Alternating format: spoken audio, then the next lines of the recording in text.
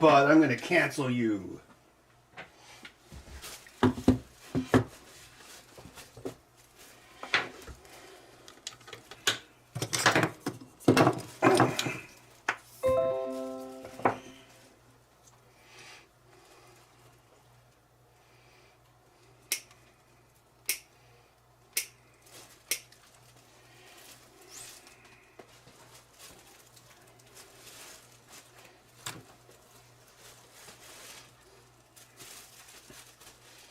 Hello.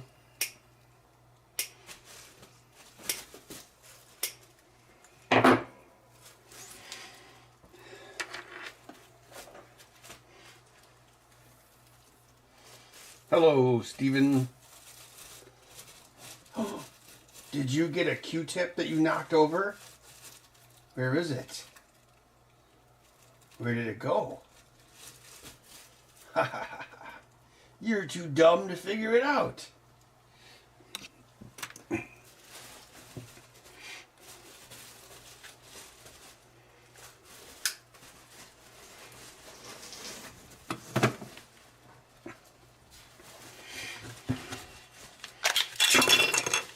Tactical reload.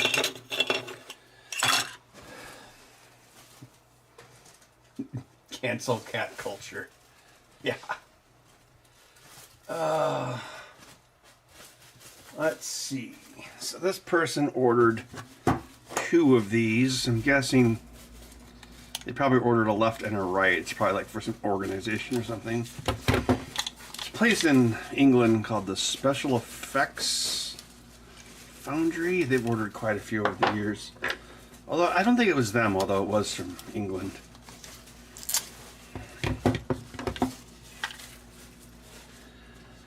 Oh. Is this the first stream that we've had since the charity thing? Is it? Wait, no, I think we did one last week, didn't we? I don't know. I gotta double check. Oh, I'm trying to do 1,500 clicks in PayPal to get to the information I need. Let's see, 1, 2, 3. Jesus Christ, this website's programmed in BASIC. 1, 2, 3.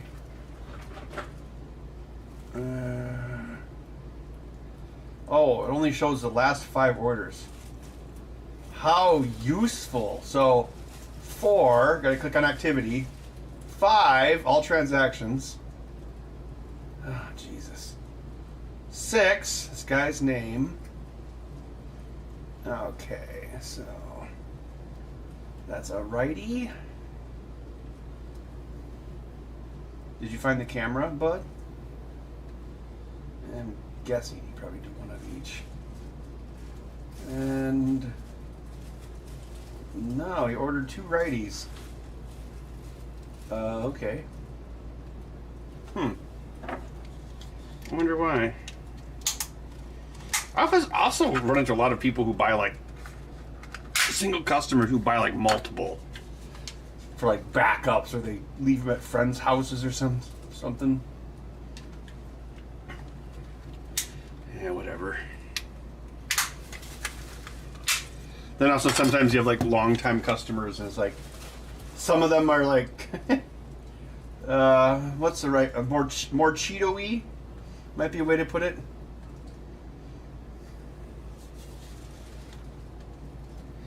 VCF Midwest bookings are open. Yeah, one of the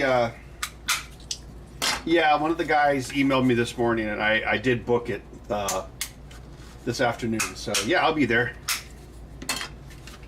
That hotel is not horribly priced considering how nice it is. Oh yeah, that's pretty early. Well, yeah, it's January, right? Yeah, I was just thinking there's something. Well, I was cleaning / arranging my basement last couple weekends, and I was coming across some more stuff that I could like give away, because I don't know.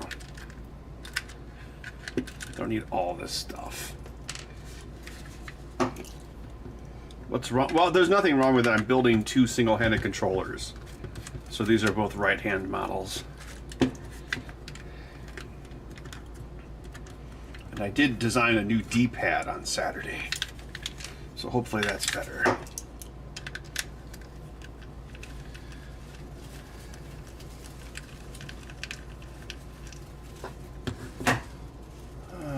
Pico ST V3 driver.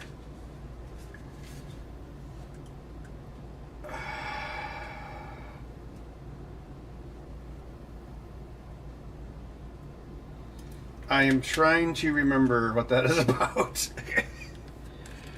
I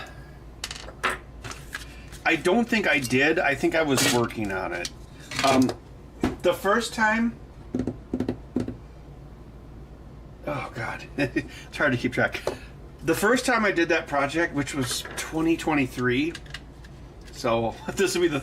I bought a bunch of ST77 whatever screens from a Chinese company called, like, Maker Geek or something. And, because I had prototyped it with, like, either like an Adafruit or a Wave Share. And then I was like, oh, I can get these from China for, like, $2.90 a piece or something really cheap like that. So I ordered like 50 of them. And then I want to say, well, they were lower quality, like the screen's not as bright. But then I want to say they were actually, yes, they were 7735 V3s. So if you do like, the low level bit bang, so like let's say you took like the most generic bit bang Adafruit code or something, right? That will work with them. But when I tried doing like the SPI DMA, that didn't work. And so that was why I still haven't used them. So they're still sitting in a box. I'd like to use them because it's probably like $250 worth of stuff. Yeah, and I guess I never got around to making the drivers work. Because it just turned out to be a thing where it's like, well, I know the Wave Shares work, even though they're way more expensive. Yeah. So that's what's up with it. I mean, if someone I could send one if someone wanted to like take a crack at writing the driver. Because what? Sorry, I'm not reading the chat. I'm looking over this. Yeah, the V3 is definitely a standard. It's like a new standard for those. And as I mentioned, I did find incompatibility issues. Yeah, so I was basically going to just like rewrite the driver from the ground up so I could use those. Because the Wave Share ones, the ones that are like $13 off Amazon, I think they aren't V3. So V3 is a slightly newer standard, although I don't know what the difference is. And I can't remember if it's like one of those things like, do I want to spend the time to like use those? I mean, I will eventually use them for something, but, or it's like, well, it is the most expensive part. It's like $13, but I know that it works. So it's one of those conundrums.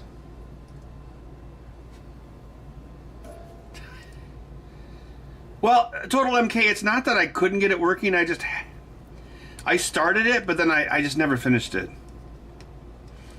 And I've lamented this before.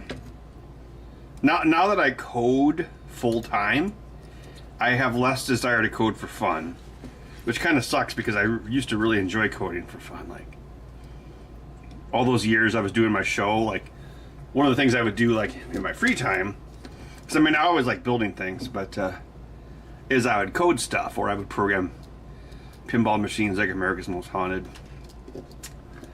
But yeah, I mean, well, I want to use them for something, but I was working on a new game badge using a ILI 9341 8-bit parallel, and I bought 10 or 20 of those screens off AliExpress, so like, you know, commodity screens. I got that. I wrote that driver, and then that was one of the things I lost when my computer died. Actually, that was about the only thing that I lost. So I mean, that's not super important. So what that one did was it used the PIOs on the Pico. So you would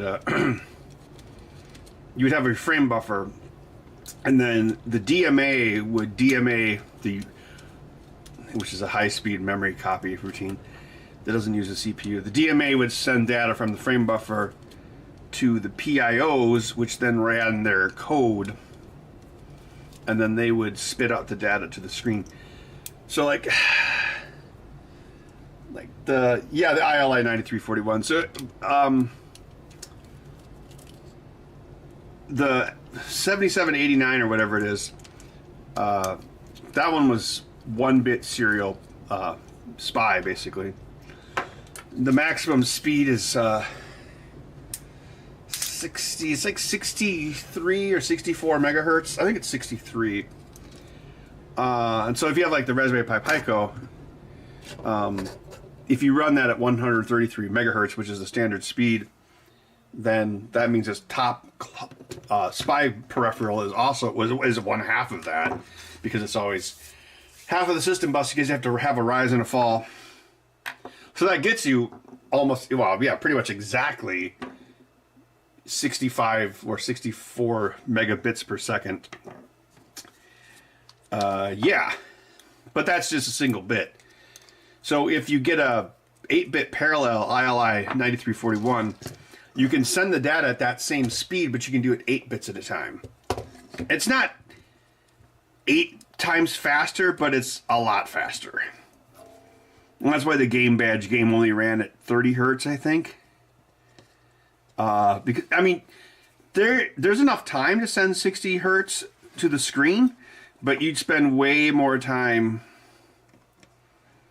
Well, you'd have to double buffer it. You'd have to double buffer the screen, because you would need to be sending the previous screen while building the prior screen, because you'd be spending all of your time updating the screen data. Because at that, I want to say like at 1 bit, 64 megahertz 60, wait, yeah, megahertz. I want to say the fill time was like 15, yeah, I want to say it was like 15 milliseconds. And that, so it takes 15 milliseconds to send a 240 by 240 frame buffer 1 bit at a time and 16 bits per pixel. So yeah, it actually takes a while. So you could, there was enough time to send it at 60 hertz, but you'd have, yes, you'd have less time to do the code, which means you'd also need a frame buffer, which means you'd use more RAM. Yeah.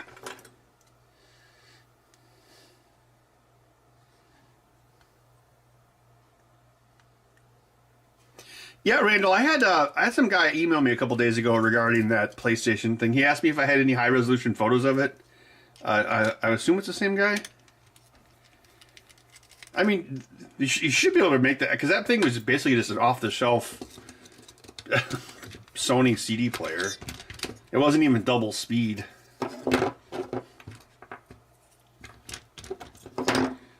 I mean, really, because remember, it was intended to be, it wasn't just going to be a standalone unit, it was also going to be an add-on for the Super Nintendo. Which means everything would have gone over it well. I mean, the Super Nintendo was an 8-bit bus anyway. There was only a 16-bit system inside of the chips. It's one of the reasons it was slow. Oh yeah, I've used the PS1 LCD screen many times. It used to be really badass. Now, I mean, obviously it's ancient now, but it was a good screen for the day. How to mod a controller, yeah. RGB 555. Yeah, this was like the Game Badge game. It's 565, so there's an extra bit of green. I was explaining that to someone at the bar the other day. How digital images always bias screen, because evolution made our human eyes. We like need to see the dinosaurs in the bushes, and the bushes are green. Oh, anyway, so with the ILI 9, basically, you have the same kind of frame buffer, but you can DMA the entire thing, and you can do it 8 bits at a time instead of 1 bit at a time. So I can't remember how fast I got it. I got it when I was, and I also got the 320 by 240 screens. Although a lot of those screens are all 320 by 240, and they just chop parts of it off, where you don't use the full memory. What, this screw is like not working? What is going on with these? Oh, I want to say I got it down to like 4 milliseconds of fill time. Because the other thing you can do is, because you're sending it to the PIO, so the PIO is running a little program. Which, I mean, the PIO is super efficient, but it's still, if you want to like make a clock go high and low, that's still 2 cycles. So what you do is, like if you have, well, okay, so 16 bits per pixel, and so what you do is you do 32-bit transfers, because the DMA can do a 32-bit transfer in the same amount of time it takes to do a 16-bit transfer. So you send 2 pixels over, and then also in my CLUT, the color lookup table, I reversed the byte order, because when you what is it? Yeah, so when you send so it's a 16-bit value, and you send the high byte first, and then the low byte.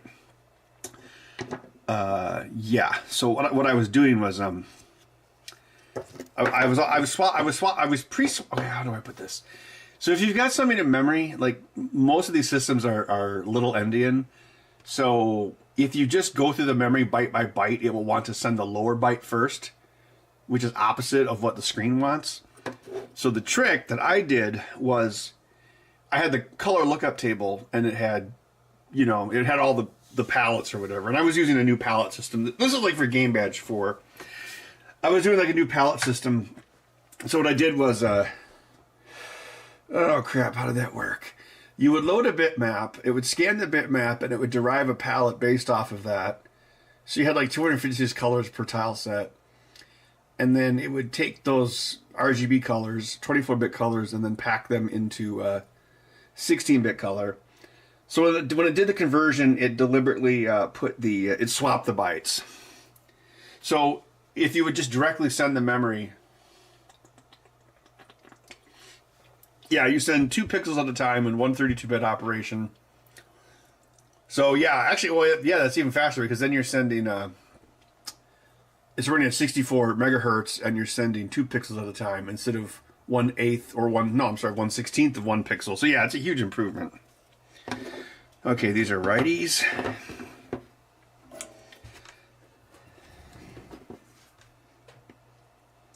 So that's the kind of programming stuff I find fun. Like just try to get efficiency, as much efficiency as possible. DMA and stuff.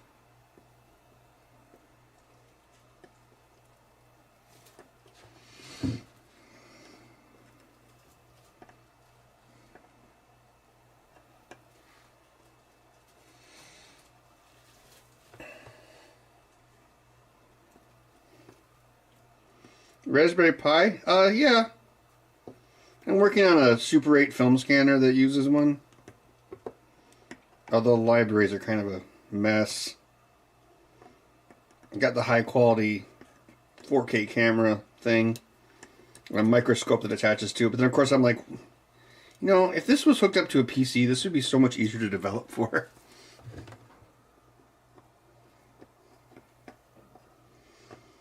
I basically have to rewrite the code in C++. Yes, because computer OpenCV is C++.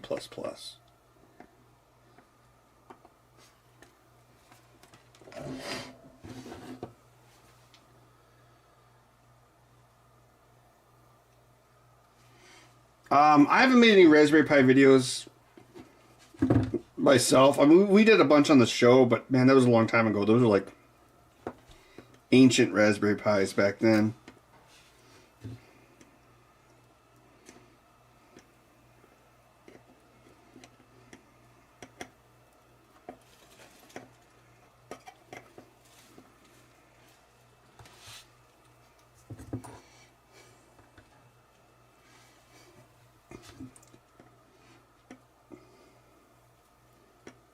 Turn around Bud Eyes. Oh, that's a reference to Total Eclipse of the Heart.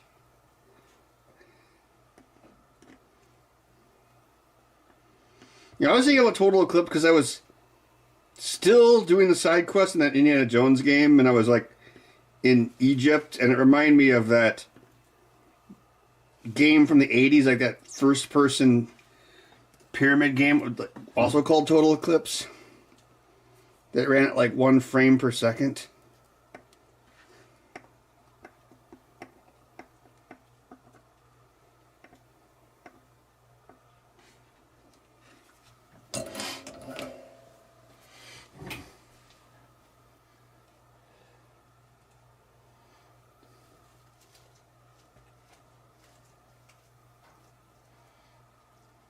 USB DVD player headless? What? What do you mean control it? I don't see why not. I mean, you would just mount it as a drive. Is that what you're talking about? I mean, it would just appear as a device in Linux. So yeah, you wouldn't need a head.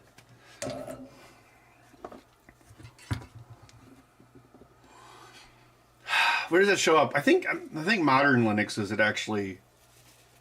Yeah, it should actually show up in the file system. I think it's actually either called. Yeah, it used to be CD-ROM, and I think it's called Media now. But yeah, it's there.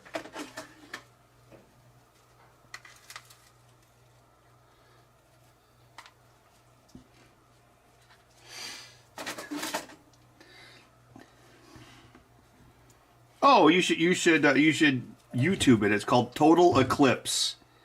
And it was on like a lot of the computers. It actually didn't run too bad on like the Amiga. And of course there's a ZX Spectrum version because everything got a port to the ZX Spectrum. It's crazy. Even Final Fight, for some reason. And Street Fighter 2. That was the law of the 80s. So how does one-handed controller thing work? Well, the basic premise is you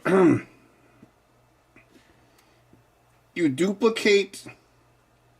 So these are both for the right hand. So you duplicate stuff that would be used by the left hand to the right hand side of the controller. Like these things here. These little black guys are, these are Hall effect sensors. These are what sense the position of the analog joysticks, or analog triggers. So, since this is a righty, I removed the Hall effect sensor from the left, and so this sensor we put over on the right-hand side for a new trigger. And then you do that with the D-pad and other things.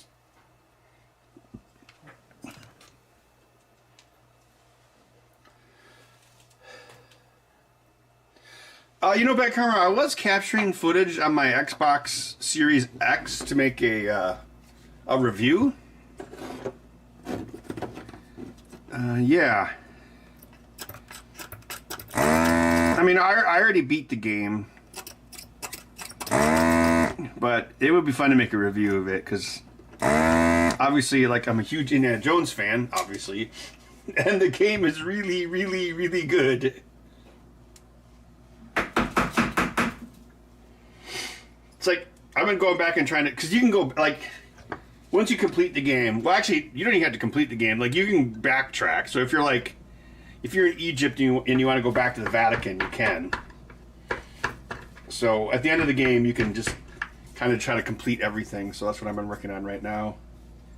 But yeah, I would go back. It's just crazy. Like, if you think about modern games where it's just designed like a line, it's totally not like that at all. Like, I went back to Egypt, and I was like, oh, I have to find this missing kid or something, right? And it's like, oh. And like, so you read like the Nazi logs, and it's like, oh, we put that little twerp to work in like mine B or something. And then, so then I realized like, oh, there's this whole network of like mine tunnels underneath one of the pyramids. You never even you don't have to go into it for the normal game, but it's there. And then there was like this kid I had to find down there. Or I was backtracking one of the tombs in the Vatican, and because I was looking for like an ancient key or something, and so I remembered one of the tombs. And I remembered it because there was a part in the tomb that that's where I distinctly started thinking, wow, this game is like really good. Because it's like, you're holding a torch and you have to get up to this upper ledge. And so what you have to do is you actually have to throw the torch up onto the ledge, then use your whip to climb up this thing. Then you got to swing back and forth and then jump over to the ledge and then pick up the torch. But there's this one area, I think it involved like one of those climbing sections, and when I played it the first time, I saw like a crack in the wall, and I was like, oh, well, I should go there. And then it was like a secret way to enter or to progress the game. So anyway, when I went back, I saw the same crack in the wall, but I just swung over to the left, like the more obvious path. And then I was climbing up, you know, like, I don't know, this tomb or something, and there's all like these frescoes on the wall that I hadn't seen before.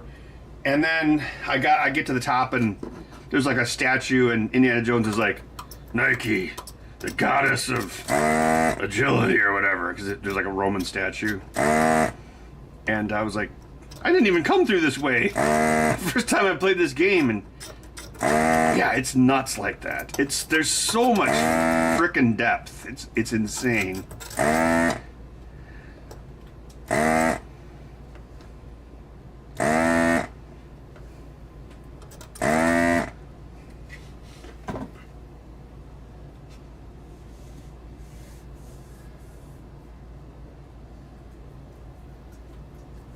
What is the plan in this video? I'm building these controllers. Yeah.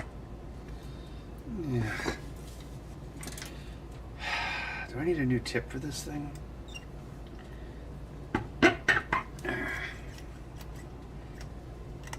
It's like I'm loading a Civil War gun.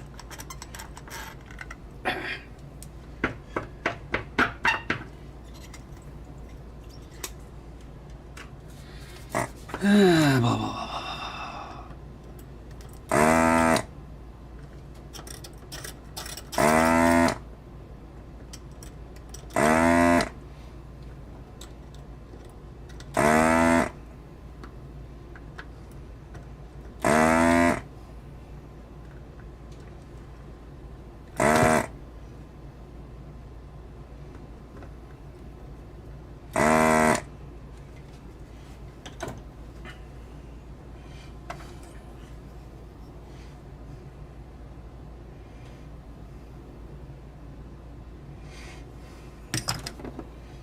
Bud, how many beans do you have?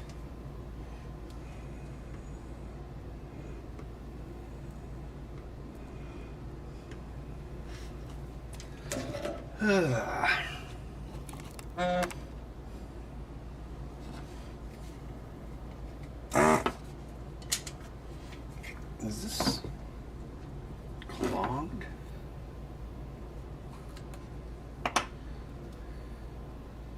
It's not too bad.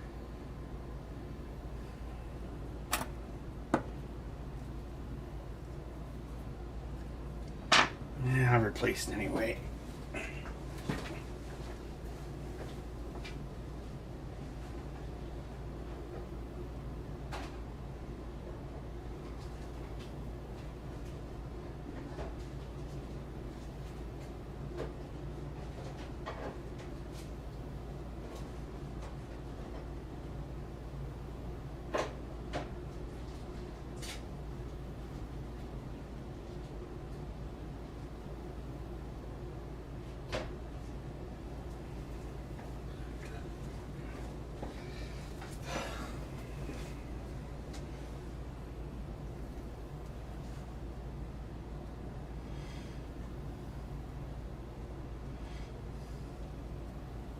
Is Bud the same as Garfield? Yes, he's equally sardonic.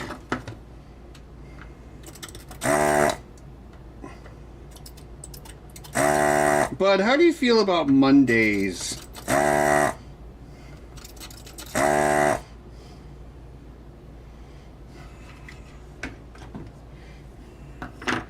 Do they always get you down?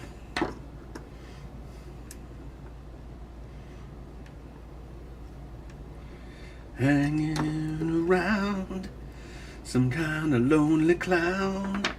Rainy days and Mondays always get me down.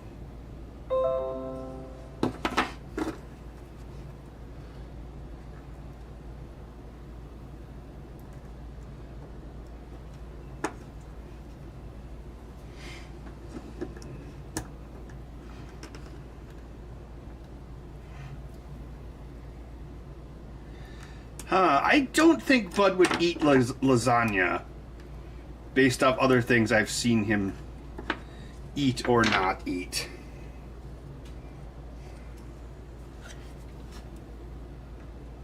I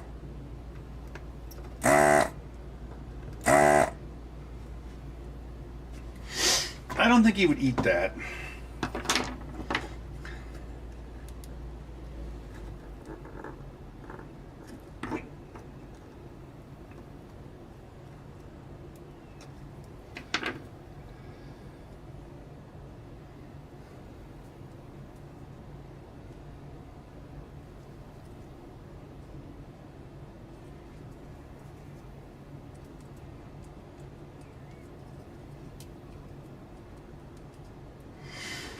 I swear these are getting harder to remove.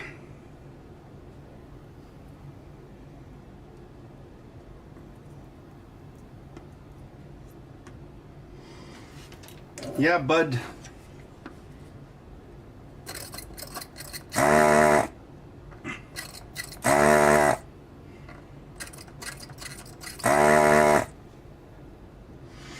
He does sleep most of the afternoon.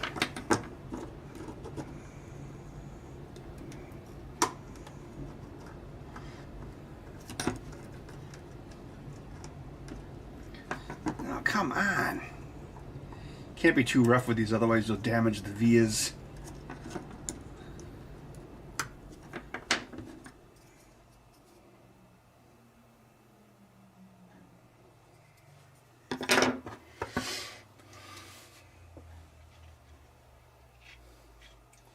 How many greenies?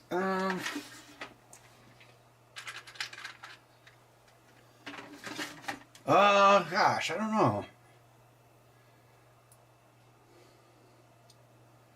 I've never thought about the math.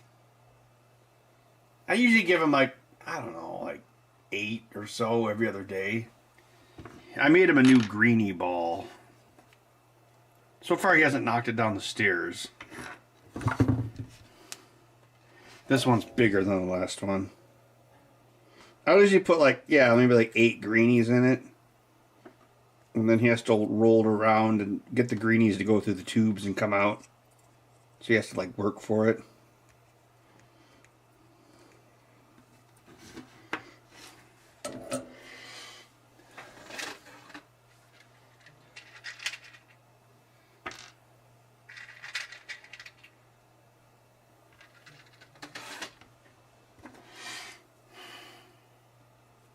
Well, I can't give him, I mean, he would eat every greenie I would give him, but yeah. It's like he has to get special wet food now because of his urinary blockage that he had, so he doesn't eat dry food anymore. But I mean, greenies are dry, but that's about the only dry thing that I give him. His absolute favorite human food is beef jerky. Like if I have like a piece of beef jerky, I'll like cut a little bit off the end, and he just goes crazy for it. Like, I can give him, like, a little bit off the end. He inhales it. And then if I go to sit down on my computer, he'll, like, jump up on the back of the chair, then put his paws on my shoulder and, like, try to go around my mouth and get the rest of it that I'm eating. He goes that crazy for it.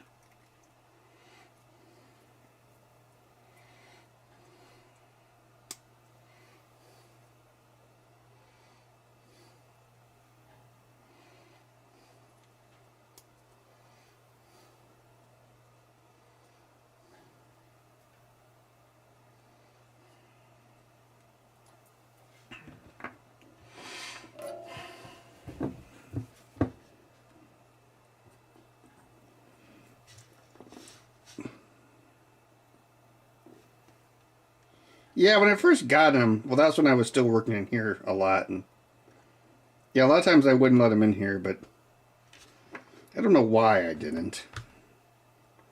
I mean, I don't let him come in here if I'm not around because there's way too much stuff to break.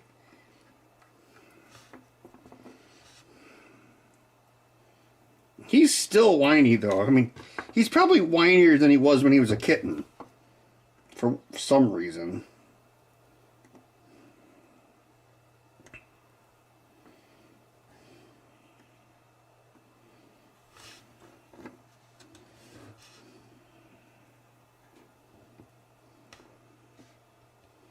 I'm still trying to figure out exactly what the trigger is, which makes him start mewing in the morning. It's better than it was, but yeah. Thing is, obviously, you know, Bud doesn't know if it's the weekend or not, so yeah. Usually, like right around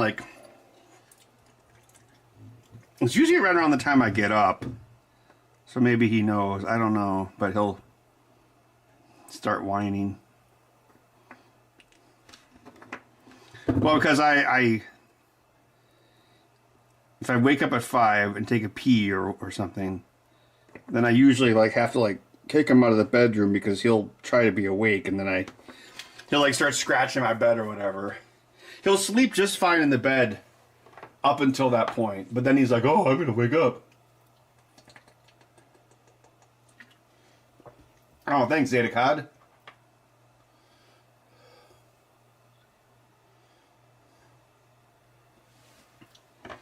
Yeah, he does seem to like salt. I have noticed that too.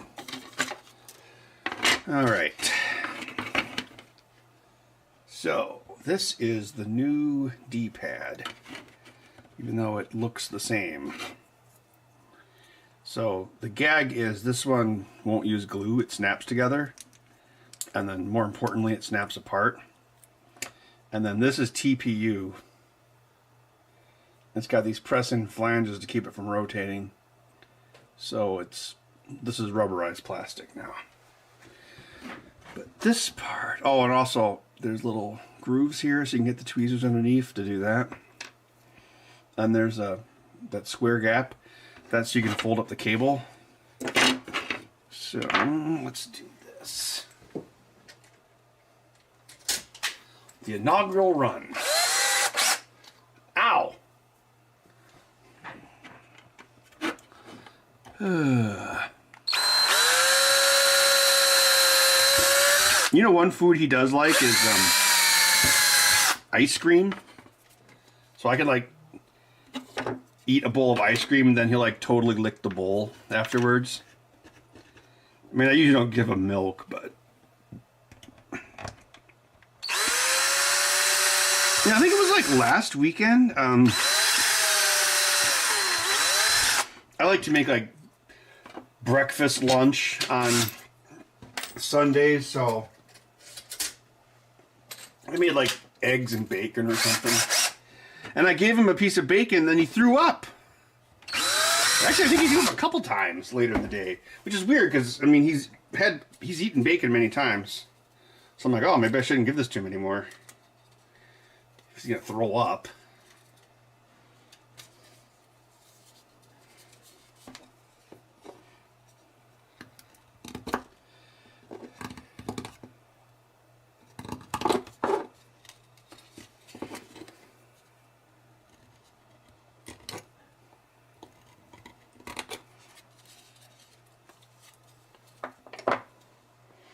It's not that old.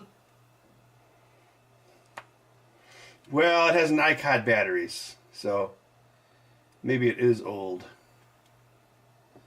It still works fine.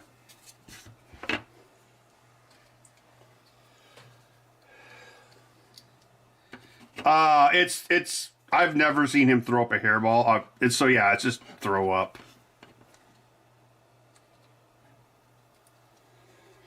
He doesn't throw up very often. So, if he does throw up, I'm like, oh, that's weird. Like this one time I think it was like last year, The vet was like, your cat, this is before he had the urinary thing, but the vet's like, your cat needs to lose weight. So she prescribed this diet food, and I mixed it in with his existing food like 50-50, but even then, yeah, he threw up like 4 times in one day, and I'm like, okay, this isn't going to work. But now he's losing weight because the new food is expensive, so he's only getting exactly as much as he needs. All right, where's the next one?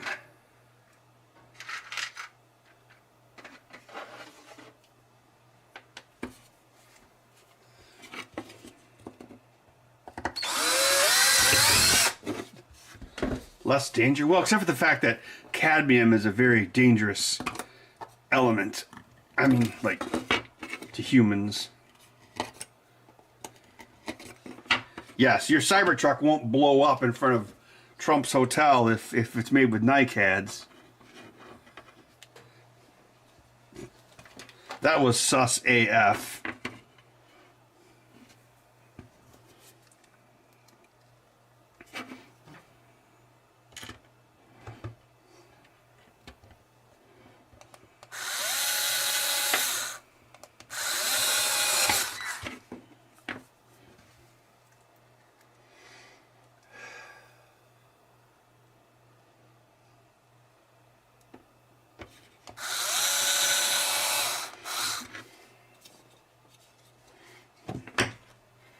Oh, yeah, yeah, that's exactly what I thought. I'm like, you know what, vet? You're not the one who has to work from home with a needy, whiny cat, so... Yeah.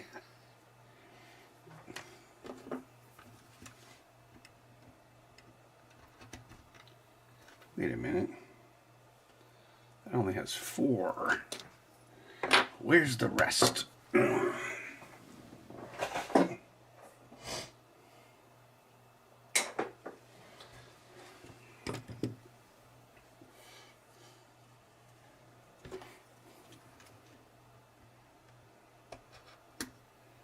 1, 2, 3, 4, 5.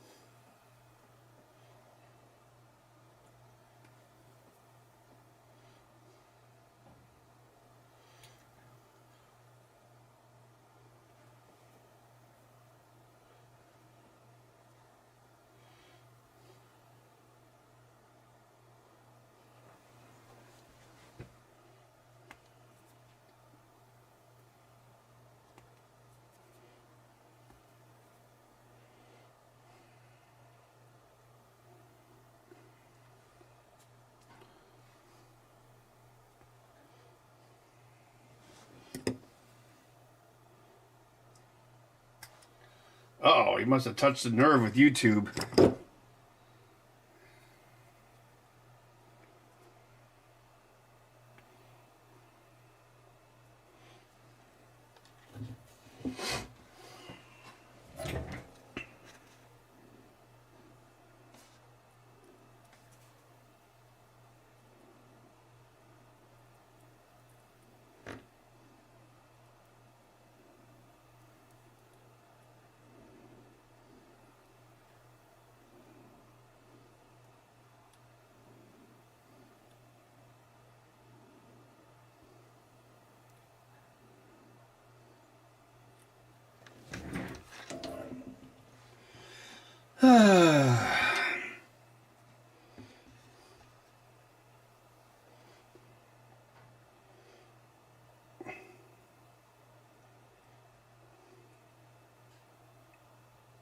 Arnold Schwarzenegger impressions?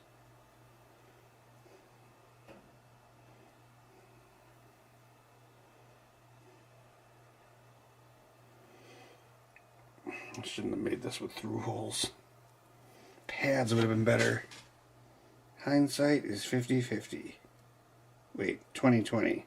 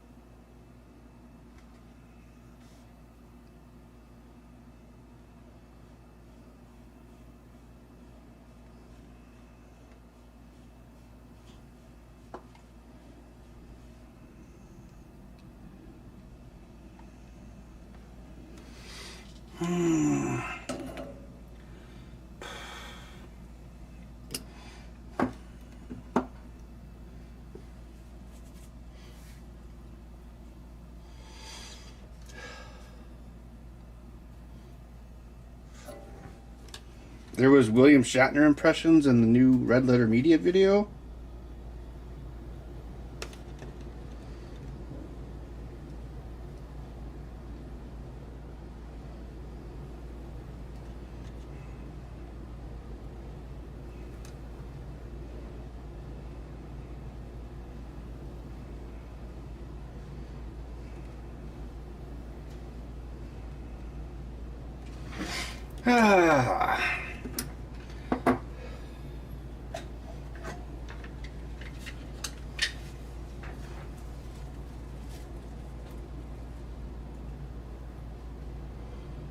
I don't think my Trump impression's very good.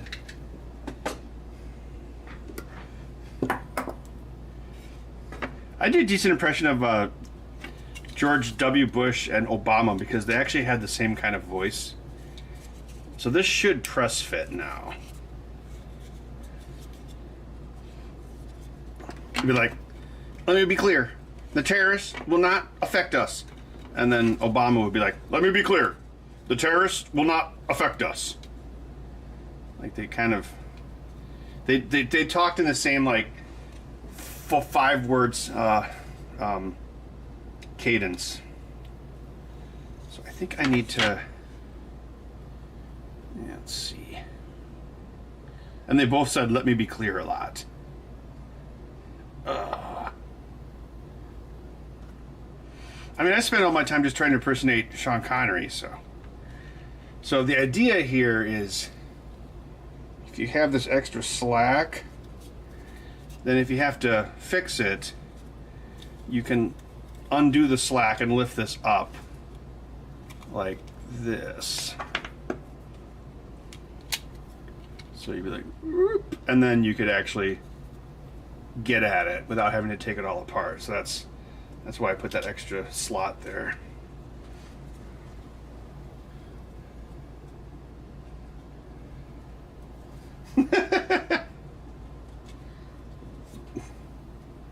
Yeah, exactly. Let me be clear. The best soldering chicks, they're here on Ben Hickaxe. Okay. So let's try the next part. So this has got a little catch in it and a clip. So you go down like that and clunk. Look at that. Let me be clear.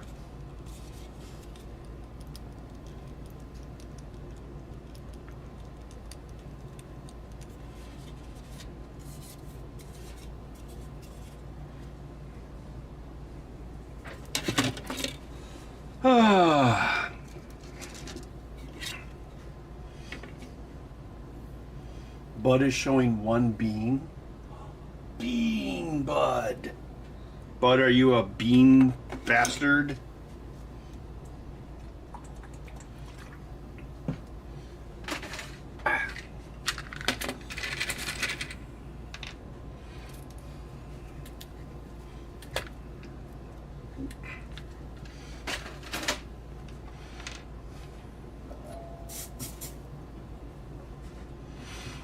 I fell down this rabbit hole of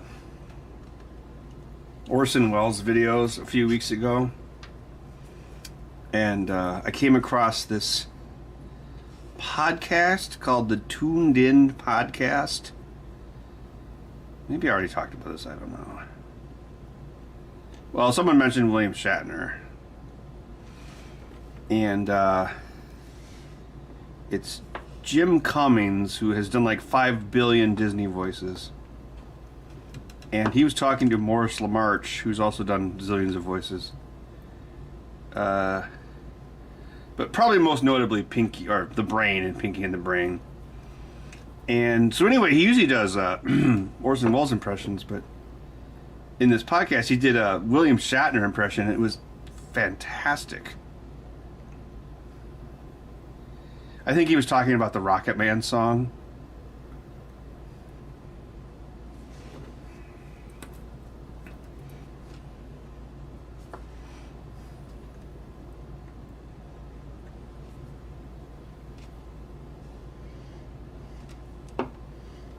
I can't remember why William Shatner did that, but he did. Oh, the album that William Shatner made with Ben Folds, like 20 years ago. It's pretty good. And William Shatner is like very, he's like, I could die at any time. It's like a constant theme, and then, meanwhile, 20 years later, great, I just jinxed it.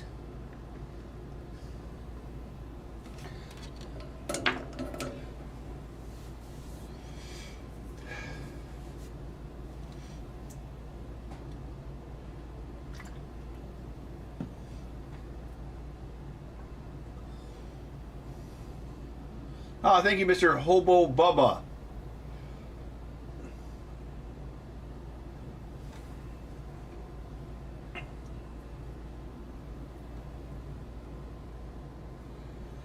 But didn't he make T.J. Hooker back in the 70s?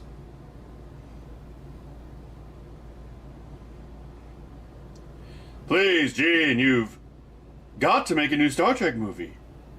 I need my money.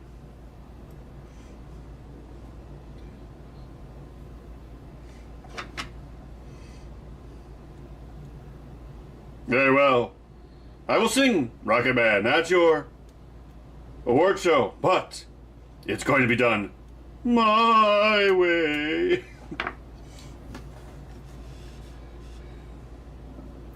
Oh, T.J. Hooker was the 80s? I didn't realize that. I thought it was older than that.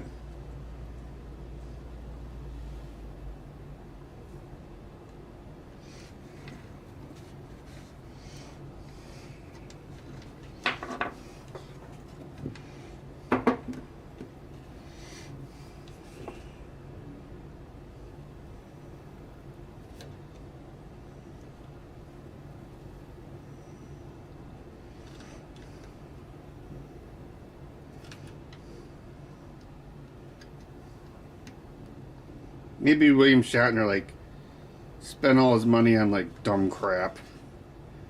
Who knows?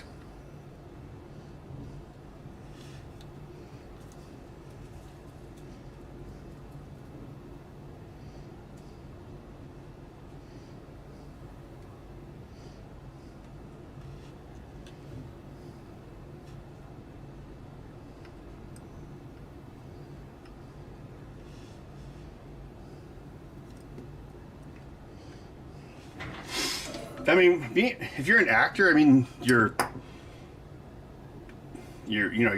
well, not basic. You are self-employed. As what's his face? Like Wesley Snipes. Like that's why he got in trouble with the IRS. He just didn't pay any taxes. Because he's like, oh, they're not taking any money out of it. They're just handing me all this money. I guess it's all mine. I don't have to pay anything to the government. Nope. I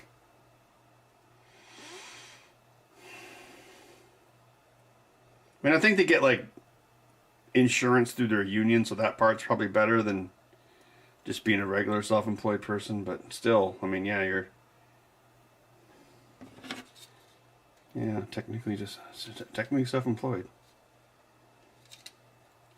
I mean, in the old days, like the old studio system, it would be like, Betty Davis, you are owned by this studio. You're gonna make 10 movies for us.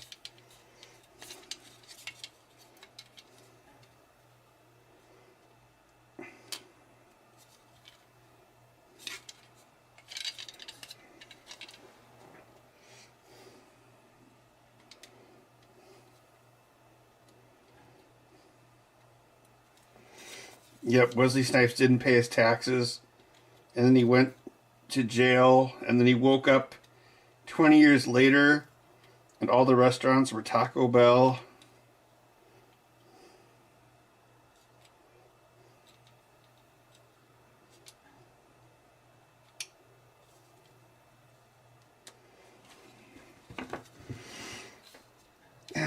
What's going on here? Why won't you fit?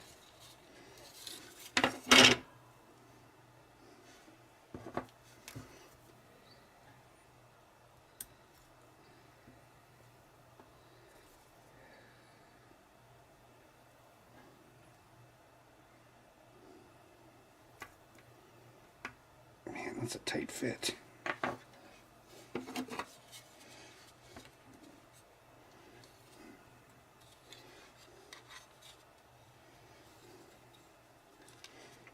Didn't one of William Shatner's wives die?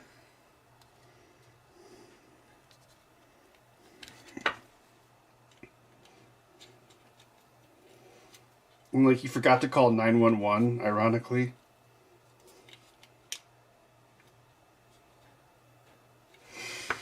Ah, man, these cables are hitting that thing there. My wife is dead. What phone number shall I call? If only there was a TV show about calling 911. It would tell me the number to call.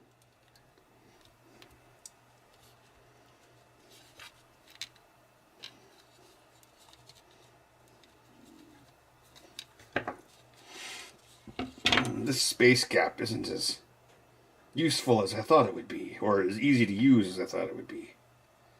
I just was like, oh, this is going to be the easiest thing ever. Traffic jams will be a thing of the past.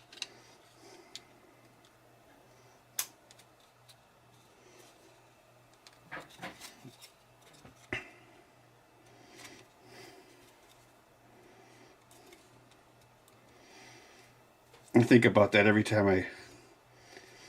I drive on the Beltline here in Madison, the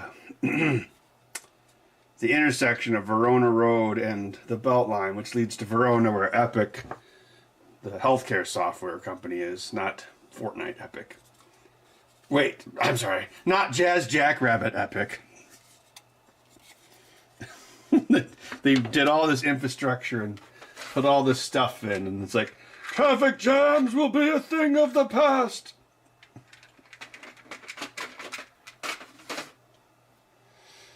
Oh yeah, you're right, Gis, because in his album there's a song about it, actually.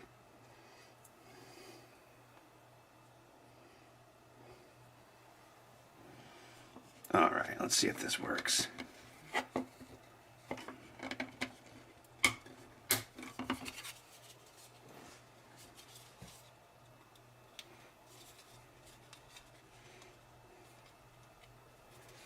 I suppose you think no one's going to notice Toontown's disappeared?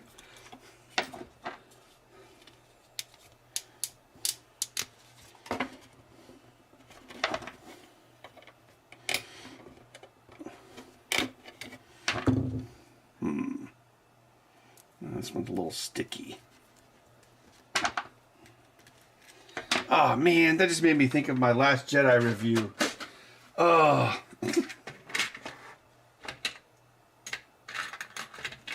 For some reason, my Last Jedi review had at least 2 scenes from Romancing the Stone in it as reference.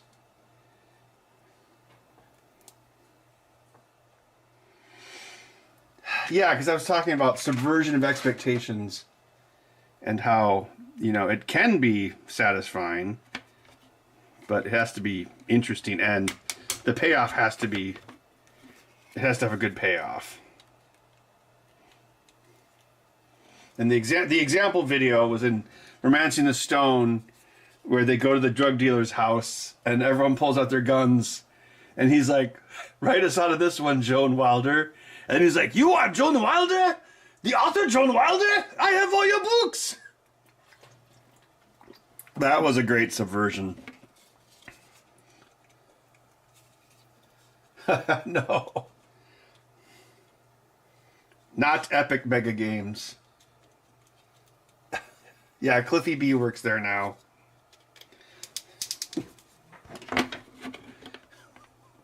Yeah, I'm sure someone would go to Epic and be like, what? I don't get to program Fortnite? Healthcare software. You know, it's ironic. Well, I don't know if it's ironic, but they use their own, they have their own proprietary language for the healthcare software, and it's called MUMPS. I don't know what it stands for. Actually, someone told me once. It's something like, oh God, it's like Mount Mammoth. It either has something to do with Massachusetts or Mount Mammoth. I'm sure someone could Google it.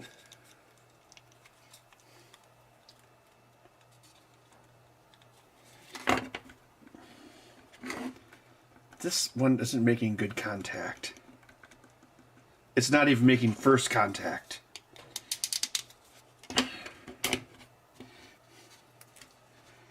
That poor yellow belly guy died right in my arms. I can't blame him. If I was to die, there's no place I'd rather be. Do do do do do do do do. I still think they should make a remake of that. I know I've talked about this before. They got to use the modern day version of Danny DeVito, which would be Danny DeVito.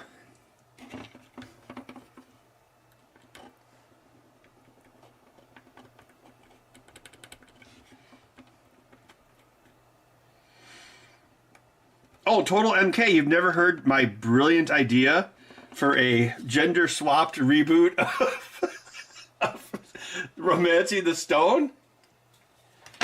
What is it?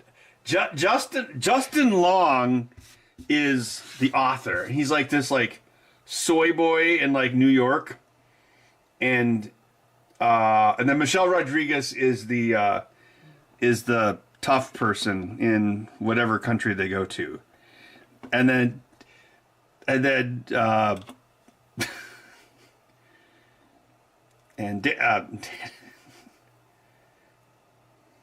shoot, forgot his name. Obviously, it would be the greatest movie ever.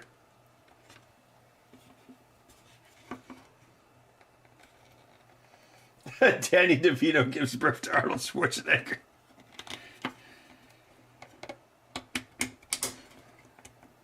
So apparently they were trying to make a sequel to Twins. It was going to be called Triplets. And then the other brother was going to be, what's his face? Oh, crap. Eddie Murphy, yes.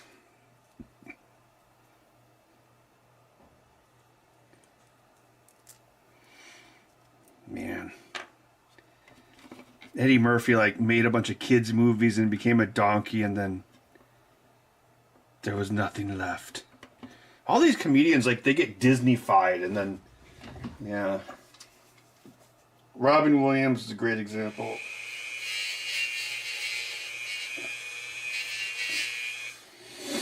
Like, if you listen to their old stuff, like, it's like really perverted.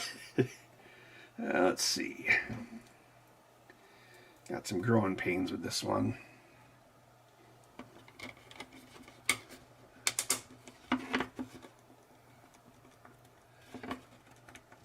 Oh yeah, it was Massachusetts.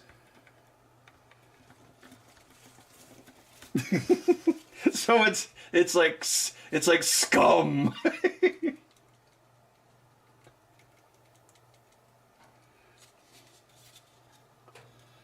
Mumps. Oh well, the idea in Twins was they wanted to genetically engineer the most perfect human ever. And that was Arnold Schwarzenegger. But then Danny DeVito was like the leftover stuff in the embryo or something, so he was like genetic leftovers, and that's why he's like short and stuff. And that's all I remember, because it's been quite again, it's one of those movies I saw exactly once when it came on tape, so it was like 35 years ago.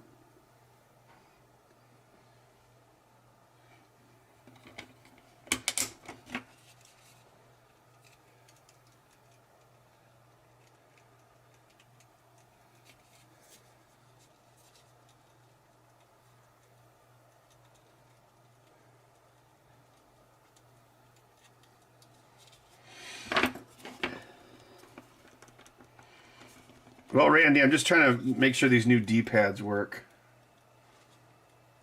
That one feels good. Preparation H feels good on a whole.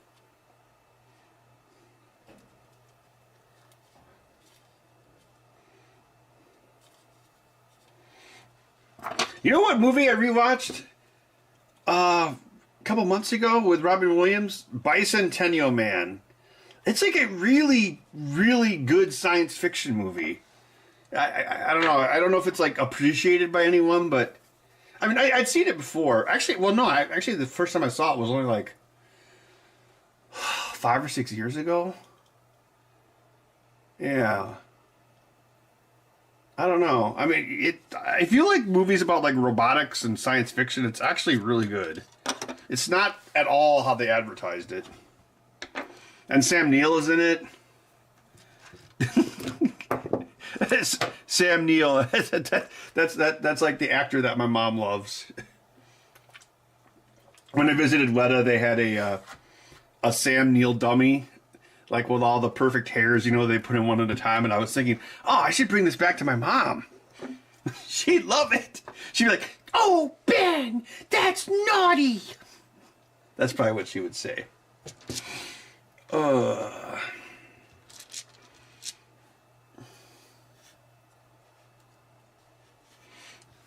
Yeah, it was good. I mean, it's kind of weird how they have M. Beth Davids play like two different characters.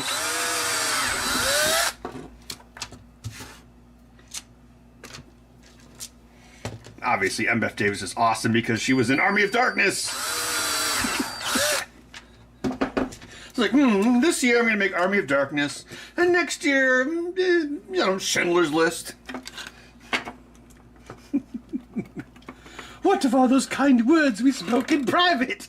That was just pillow talk, baby. When I wrote the dialogue for the Evil Dead game, I have him call people baby like constantly. It's great. I wanted to make it like so. I wanted to make it as boomer as possible.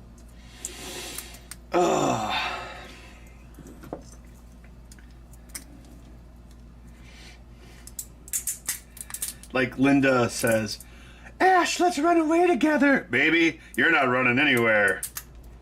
After he chops off her head. I have to admit, I did feel a little self-conscious because I was like, I build these controllers for people who have disabilities and lost limbs, and now I'm writing all this dialogue that's making fun of amputation. Well, hey, maybe I'm the best suited for it. Oh God. Okay, so these are two righties. I was down there last week. We are getting pretty close to start shipping, so they should have one at the I.O. arcade bar in downtown Madison. It'll probably be one of the first ones to ship. It'll definitely be the first one on location. I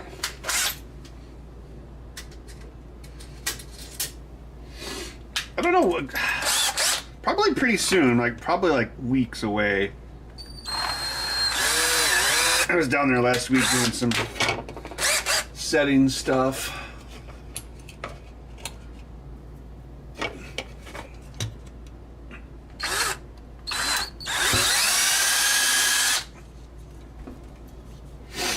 Schindler's List, that was like the first big important movie, what's his face made? Liam Neeson, right?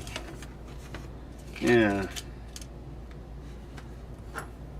Well, he'd been in movies for quite a long time before that. Like, God, he was in Kroll, for crying out loud.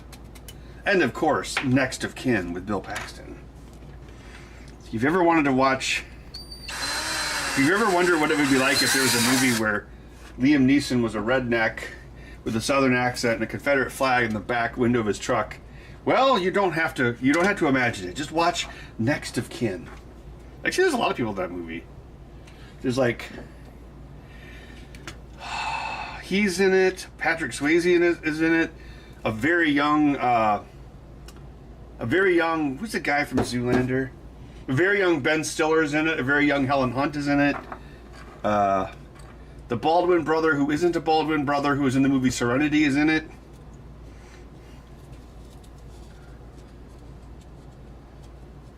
I think Darkman was like his first, like, starring role, but no, he'd been in quite a few movies before Darkman. I mean, like, Next of Kin was, I think that was before Darkman. Liam Neeson and Ralph Fiennes. What?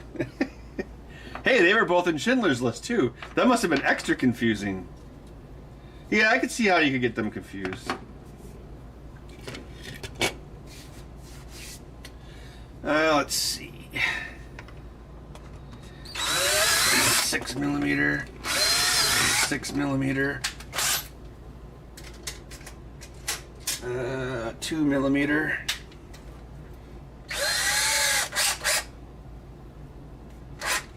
Oh, thanks, Krillin64. Totally confusing. Yeah. Apparently people get Bill Pullman and Bill Paxton mixed up. I don't know how.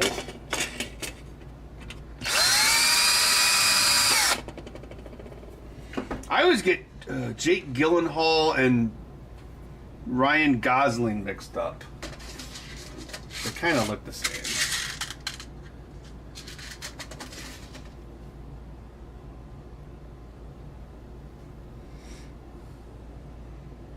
Oh, that's cool.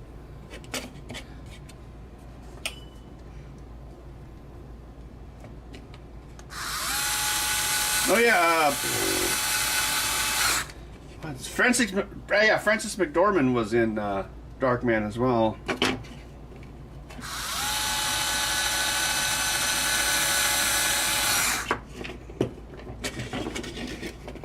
There's a lot. Actually, I think like not Bruce Campbell. A lot of the Raimi people were like, I think they were actually roommates with the Coen brothers at one time. So that's why you'll see like a lot of crossover, like Holly Hunter or Francis McDormand. Someone else too. I'm trying to remember who it is. Okay, so the Hall effect sensors. Jeff Daniels.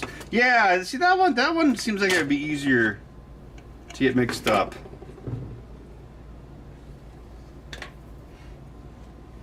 So Jeff Daniels was in, yeah, actually Jeff Daniels and Bill Pullman are more similar. Yeah, he was in The Martian, right? Back when everyone was making movies where Matt Damon was stranded on a planet. That was a whole genre of filmmaking. Oh no! What is it, sir? Matt Damon is stuck on a planet again! God damn it!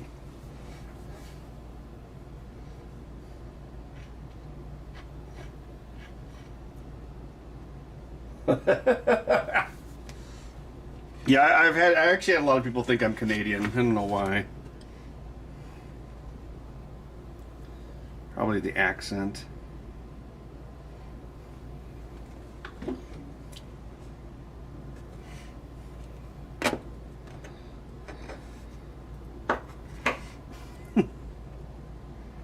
live in South Canada. Born and raised in South Detroit. That's a trick question.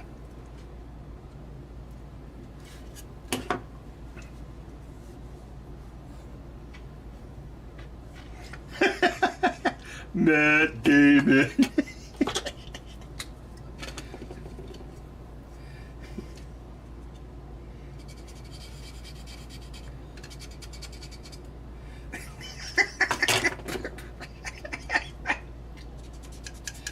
Matt Damon.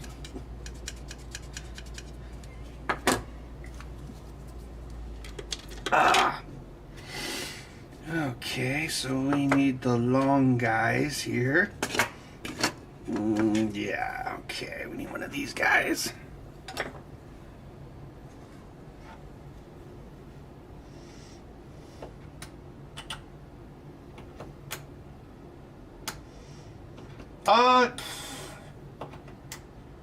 You know, I don't know, would it be easier? I really don't know. I mean, I guess I could try it. I kind of did that with the PlayStation 4 Hori controllers where I rebuilt half of it. It's pretty cold here right now, Ghost. You know, it's January, it's always cold here.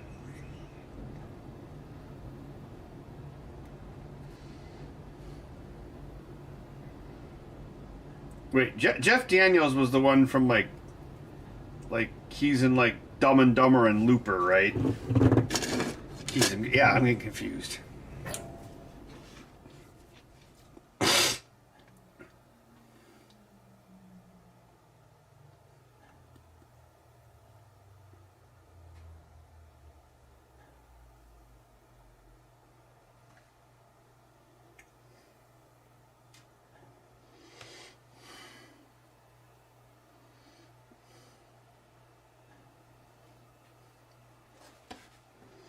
I have not GST.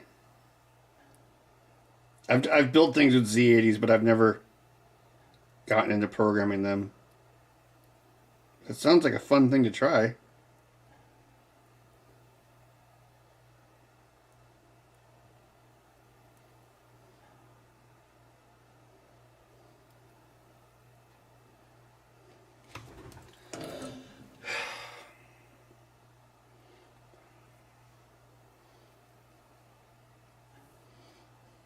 Bud is now trash. Oh no, I woke you up from your dream.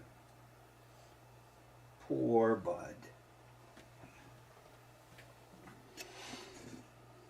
Wait, what am I doing?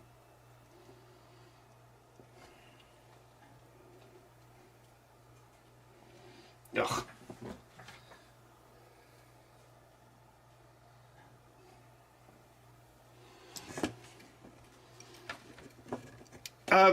Code assembly? I don't know. There's probably some assembler for it.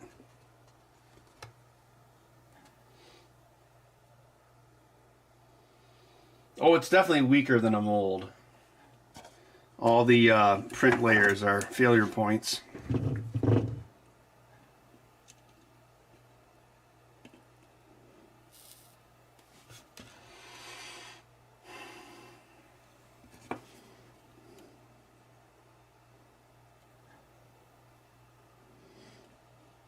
See, I think part of the problem with that is you'd have to, like, rebuild a lot of it. Like, the half of the controller that you still use. And, like, the analog triggers and stuff. So, I think you'd probably spend more time printing and reassembling it than you would save.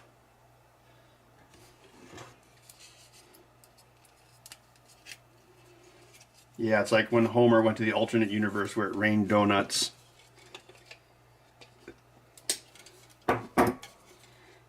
Marge, give me a donut.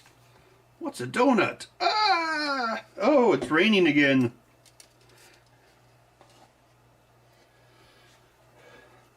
Yeah, it has its own assembly language. It was actually, the Z80 was, it was based off the Intel 8080. So it's compatible. It's compatible with that, plus it added more instructions, which makes it like more powerful. That's why you could do stuff like CPM, which was intended to work on the Intel 8080 processor, but the same code would work on the Z80.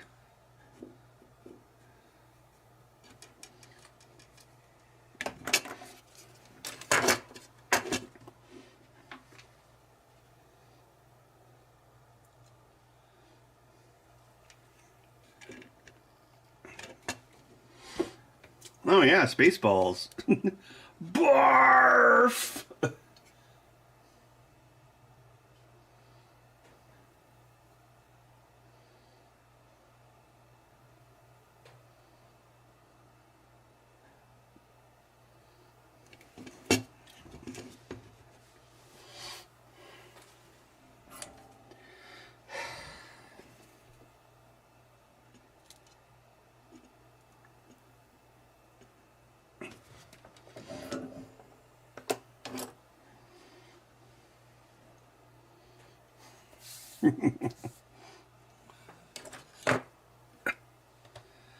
I'm a Mog. I'm my own best friend.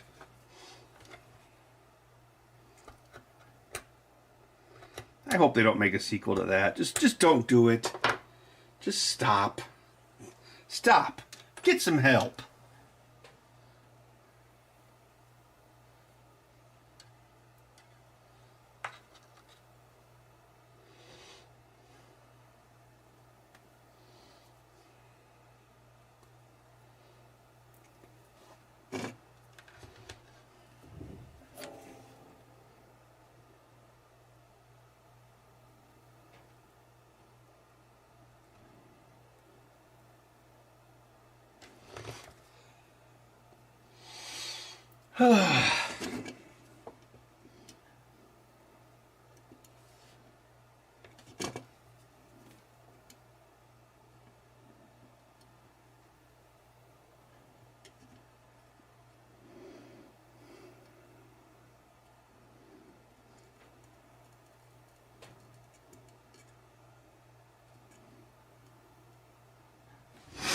Yeah, I don't think Rick Moranis probably wouldn't do it either. So maybe just don't do it.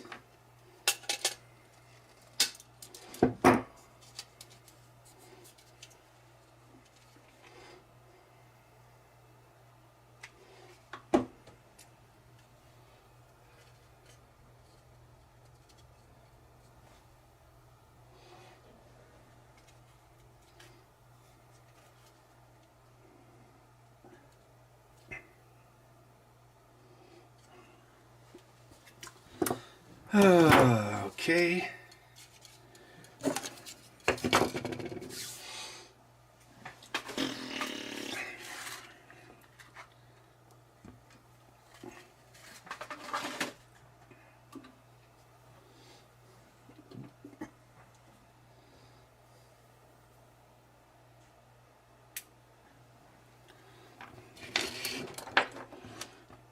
The magnet.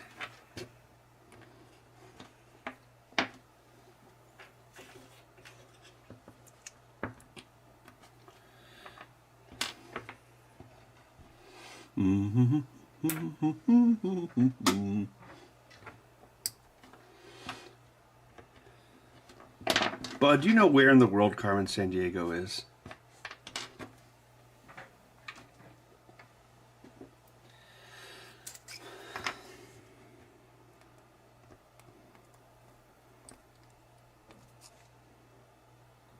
Oh no!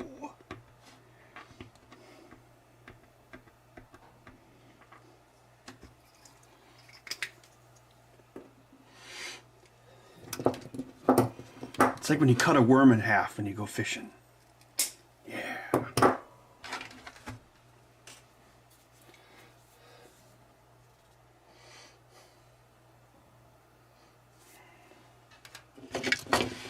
Okay.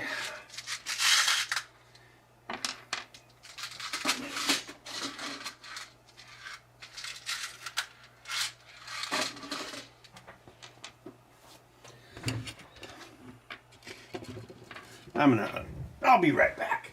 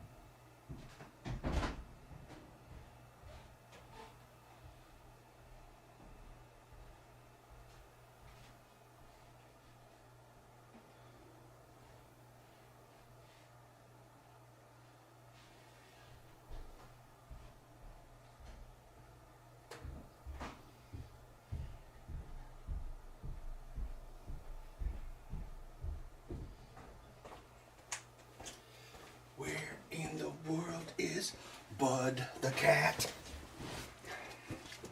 Oh, there he is.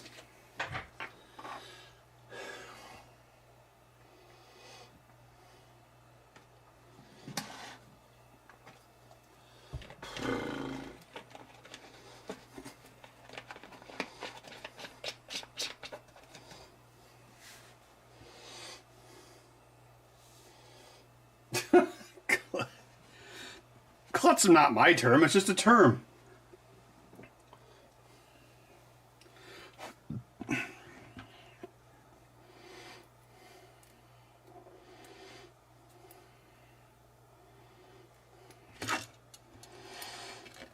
No springs. Oh wait, I need the caps. Righty cap.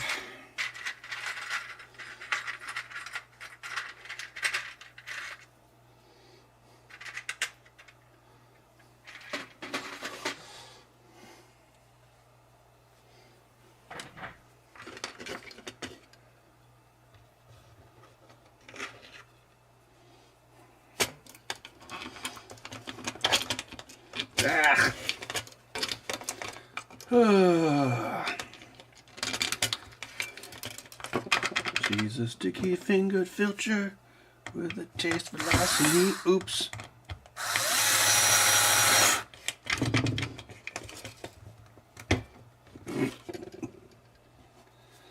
There's always Barber College.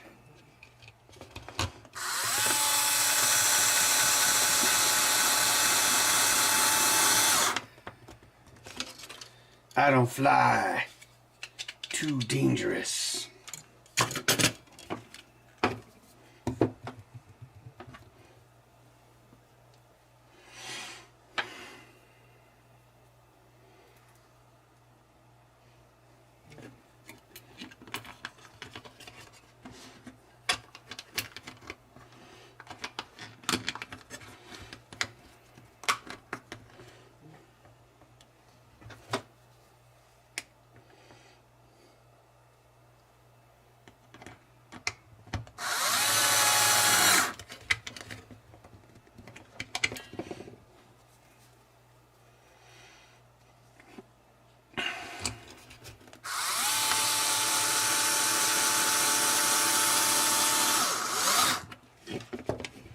Does Ed Boon still work on Mortal Kombat? Is he like at Warner Brothers now?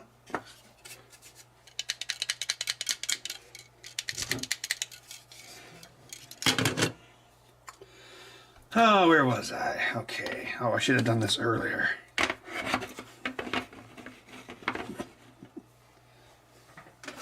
Oh, and by the way, don't know why I just thought of that opening from Dune.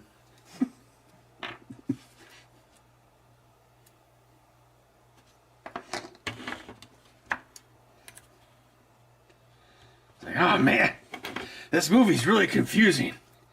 Hey, what if we get Virginia Madsen to explain the plot? Oh, okay, we'll just film that for some reason. And she's the Emperor's daughter or something. I still need to see Dune 2. The search for more money.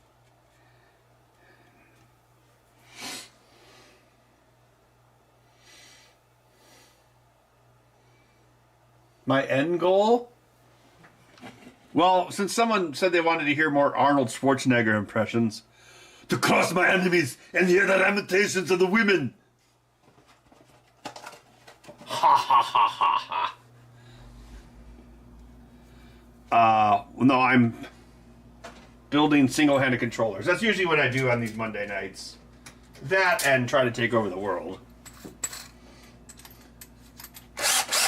Yeah, I need to see Dune 2. I just haven't. I like the first one. Just haven't. I don't know. I don't watch a lot of movies. Well, I did watch all 3 Die Hards over the holidays, but you know that's like a Christmas tradition. It's like Merry Christmas, Nakatomi Plaza. Merry Christmas, Dulles Airport!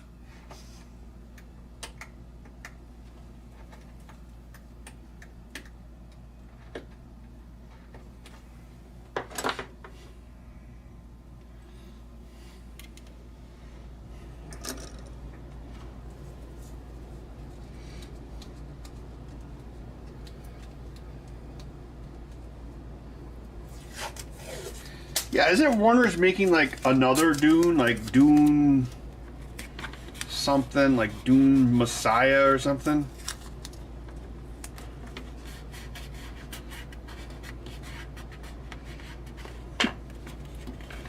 It's such a played out story.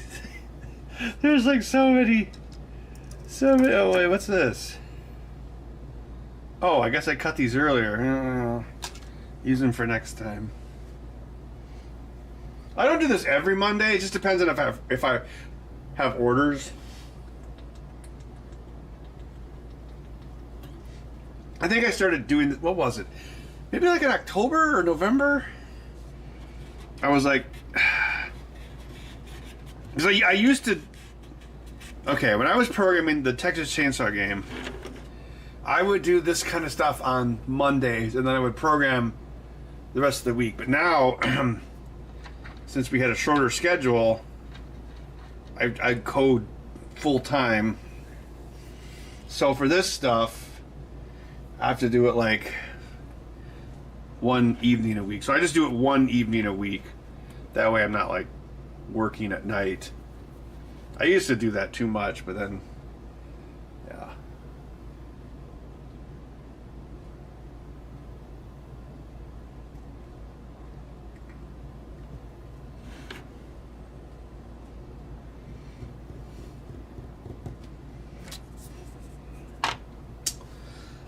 Oh, da-da-da-da-da-da.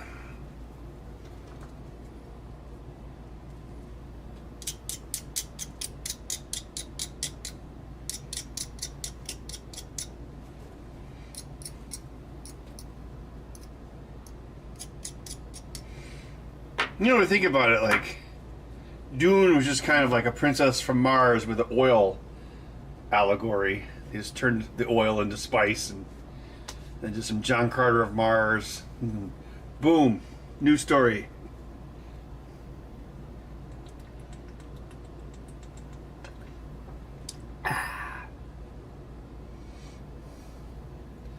Oh, so anyone who's seen Dune 2, Christopher Walken is in it, I heard. Does Christopher Walken say the line? I mean, does he say the spice must flow? That's, I mean, I would hope he would.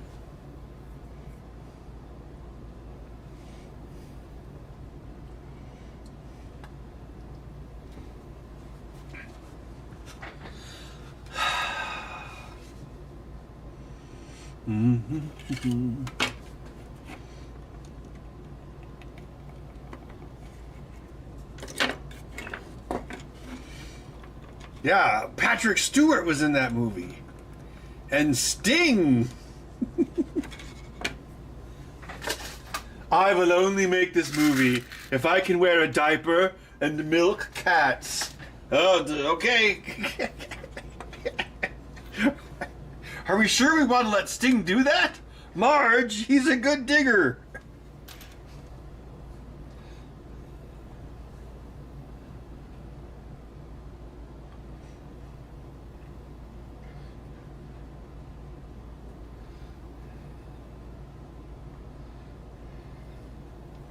I mean, if you're making a Dune movie and Christopher Walken is in it, he should say the line.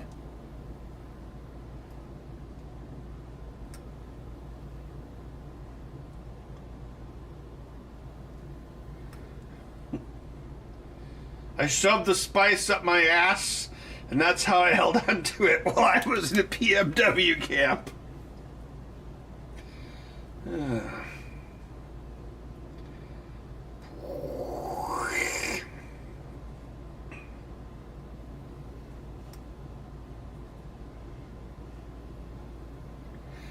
I was thinking about the other day,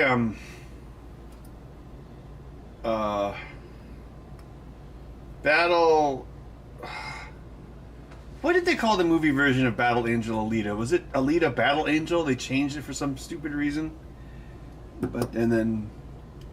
Oh, anyway, when Christoph Waltz was a good guy in that movie, that was so weird. It was kind of like when Gary Oldman was a good guy in Batman Begins, like for the first time ever. And it's like, whoa, this is so weird. This guy shot JFK, but now he's a good guy? Whoa, what's going on? Batman is going to trust Zorg? I don't know. That's not a very good idea, Batman.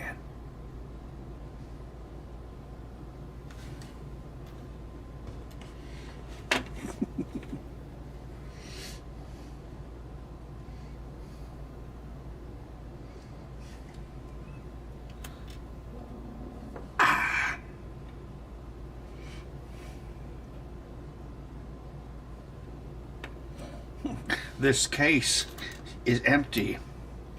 What am I supposed to do with an empty case? A case with 4 stones in it. Not 1 or 2 or 3, but 4. 4 stones. 0 stones, 0 crates. Pack everything up out of here.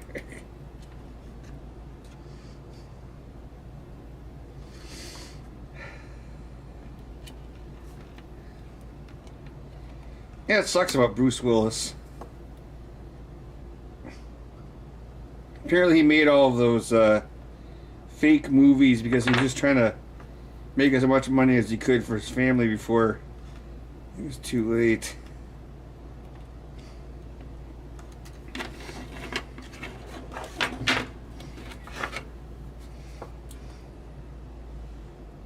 Not even that old.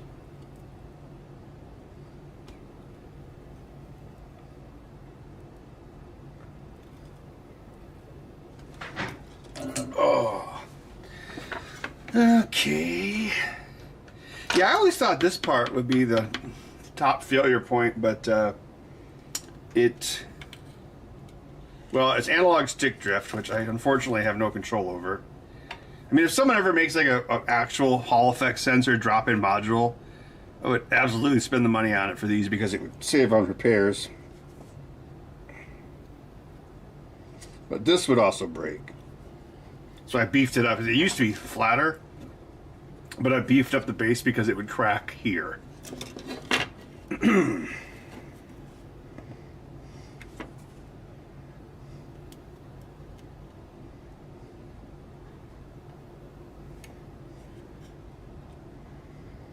Yeah, do you remember at the beginning of Dune 1984?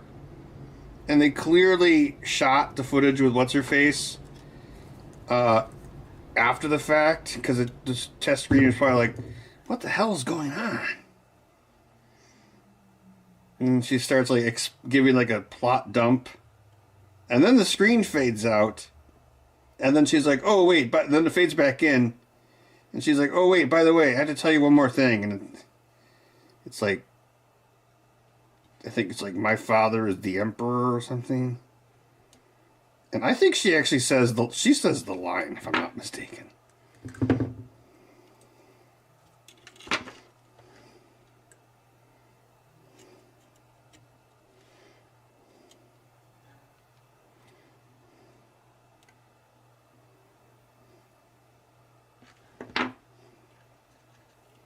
Say the line.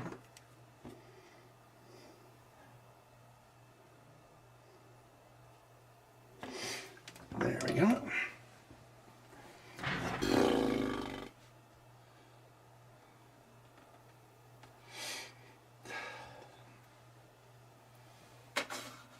You mean like me make my own? I mean, why? If someone else is doing it. I think someone is. I'm just too lazy to do like getting PCBs from China and stuff anymore. But it could totally be done. Like they just don't do it. I mean, the Dreamcast did it for crying out loud, but they don't do it now because money. I think I mentioned this in a previous stream, but Hall effect sensors were badly affected by the chip shortage. Basically anything that cars would, well, I guess cars use all sorts of stuff, but anything that's like car-like, so Hall effect sensors are used for a lot of things. Because, yeah. The chips did flow, but they flowed to Honda and Ford and Nintendo. Like when that Nintendo, what was that thing called? The Game & Watch? The Mario Game & Watch? Like, when that thing came out, well, actually, no, actually, that's incorrect. When the first one came out, that was the chip shortage hadn't started yet, but, like, you couldn't get an STM32 to save your life, but Nintendo could. It's like, put all the STM32s in the back of my truck. I'm gonna make some Game & Watches.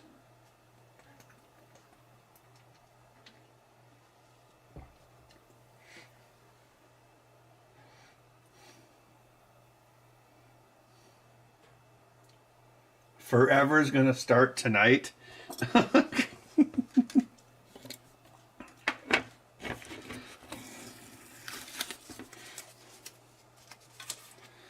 Nothing I could do, a total eclipse of Bud's farts. Oh yeah, Bud farts now that he has this wet food. Unfortunately, you can't hear it, you just smell it, so, you know, hearing it's the funniest part. So it's like you only get the bad part, not the funny part.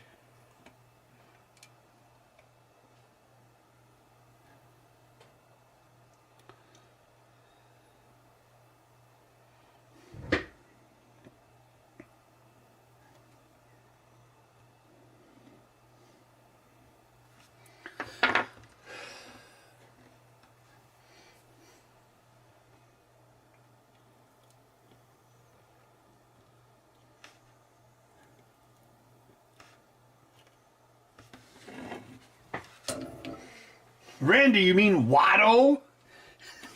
Anakin's slave owner? Darth Vader is my slave. I will sell him for Republic. Wait, he didn't want Republic credits. What did he want?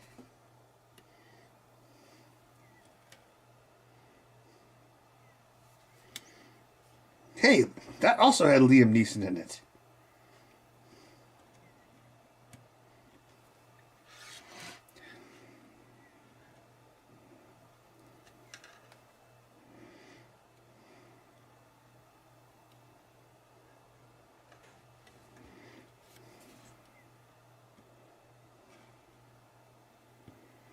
So do people like this prequel movies now?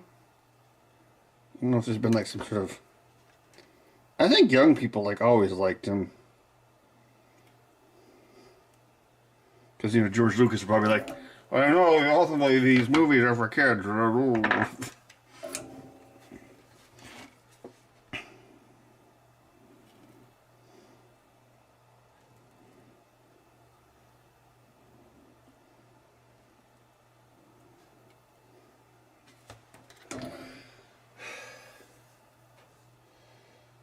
Raw meat? No,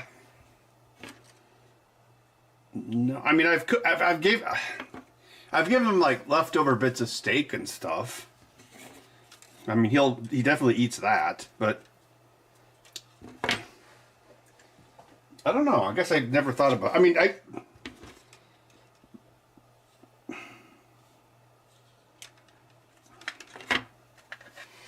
actually, I don't think I've ever given him raw meat. I mean, I've given him cooked meat on many occasions.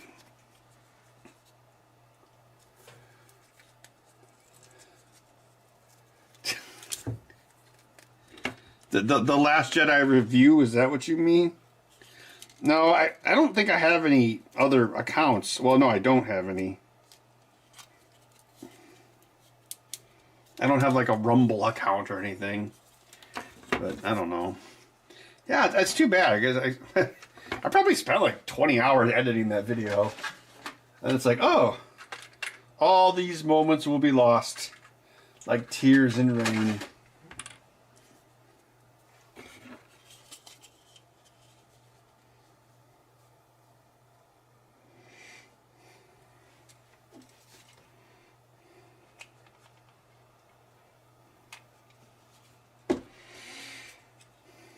The only prequel, I mean, I didn't like The Phantom Menace when I saw it in the theater, but I liked watching Attack of the Clones, and then Revenge of the Sith was pretty good.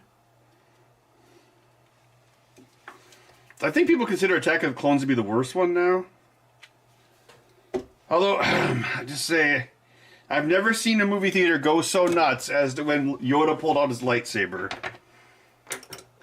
So, you know, like when you end a movie like that, that's really all that matters. Like, Last Jedi, if all they did was have Luke actually show up at the end and kick a bunch of butt like he did in Mandalorian, that would have been enough. The rest of the movie could have sucked as much as it did, and people would have loved it. Kind of like Rogue One, which is a real slog of a film, but it ends well.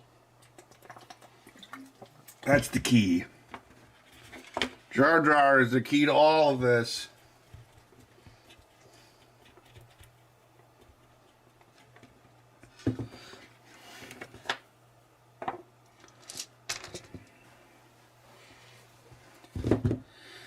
Okay.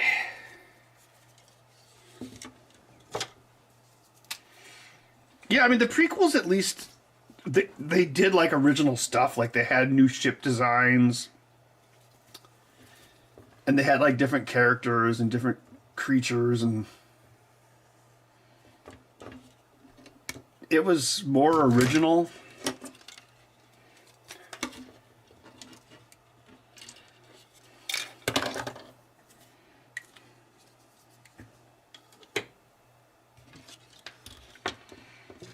And then you have, like, the Force Awakens, which the plot doesn't make any goddamn... If you think, well... How do I put this? It's like...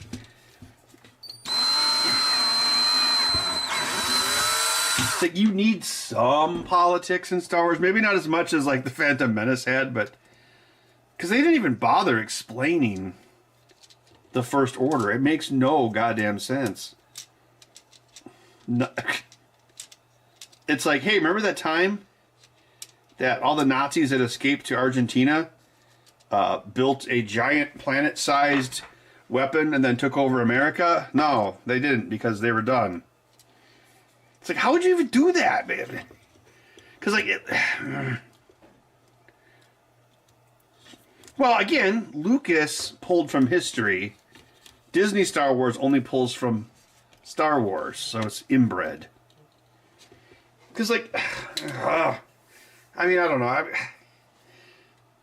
Well, not only that, but, like, God, there's so much stupid science in that movie. Like, when what's this thing called the Death Killer base? It shoots, like, 5 planets at once, which are all in the same frame. Somehow, it's like, hello, science much? Oh, God, it was so dumb. Didn't it, like, suck up a sun and then shot the sun? How does that work? And it's like, okay, so you've got these ragtag group of, like, what is it, like the Empire, and they hid out for many years and they came back, and then somehow they're just able to, like, hollow out a planet and turn it into a Death Star? Like, how did they do that? Like, what systems were they taxing to make the money to do that? It doesn't make any goddamn sense. It's like, if you have like the Emperor, the Republic, and the Republic turns into an evil empire, well, but you've still got all of your members of the Republic, so you can just tax them, and that's how you build your Death Star. But how did the First Order do it? Who knows? Who cares? I didn't talk about that in my video. Well, the only thing I really talked about with Force Awakens was how Finn should have been the main character. But Force Awakens has a lot of problems.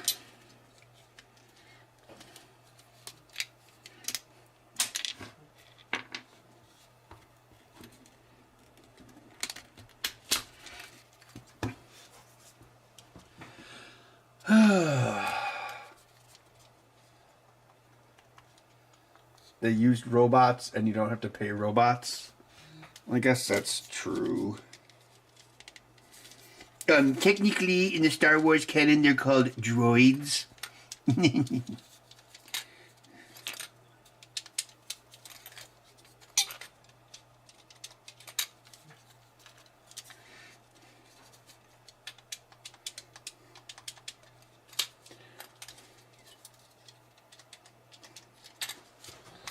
Those feel a little recessed.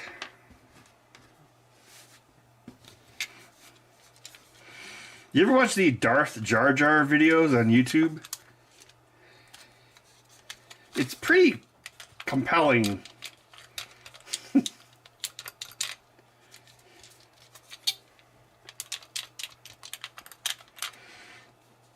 They make the case that Jar Jar was a secret Sith Lord.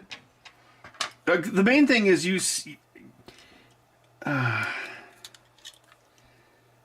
it's like, well, like for some reason, like you see him mouthing dialogue of other characters right before they say it.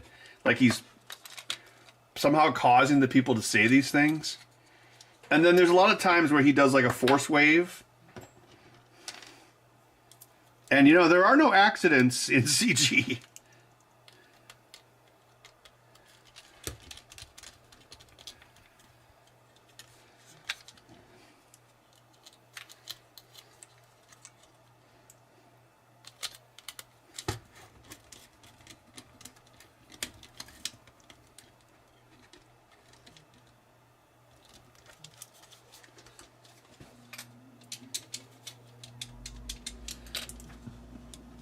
You should have brought back Jar Jar and like Mandalorian. He'd be like all old and ragged and his ears would be like burned off or something.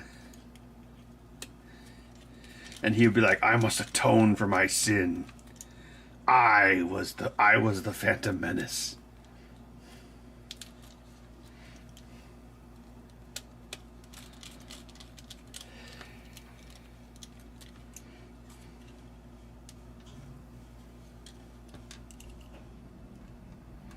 And then, let's not forget, Misa propose emergency powers to the Chancellor. This Misa won't think will backfire. Thank you, Jar Jar. I will totally not turn evil now.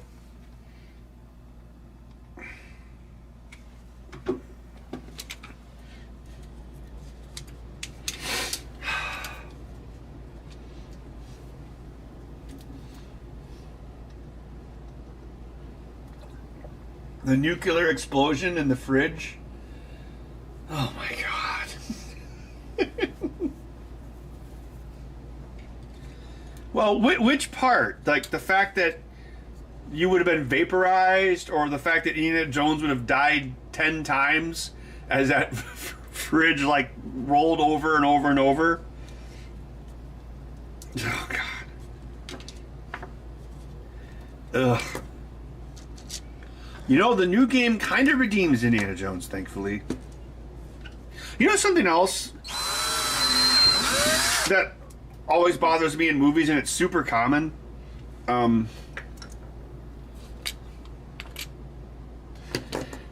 Like, Like any scene where like, okay, you know, they have this thing, and I've seen people on YouTube call it the protagonist throw. That's when the bad guy is fighting the good guy. For some reason, he throws them, and then he walks over and like beats them up again, instead of just like killing them instantly. But the other one is, and you see this especially like in things like Marvel movies where there'll be some big monster, some big creature, some really powerful thing, and like let's say, I don't know, let's just say it's like I don't know, like a Hulk monster, and they'll backhand swat someone, right? And that person will go flying 20 feet, and they'll hit a wall, and then they'll fall down, and they'll be perfectly fine. And you see that in just endless numbers of movies. And it's kind of like the protagonist throw, where it's like, well, we want like the characters to be thrown around, but they can't be killed. But then it's like, you know, if you first of all, if you hit someone with enough force to make them fly 20 feet, they would be dead. They would be dead again when they hit the wall, and then they'd probably maybe die again when they fall off the wall. But you see that constantly in movies.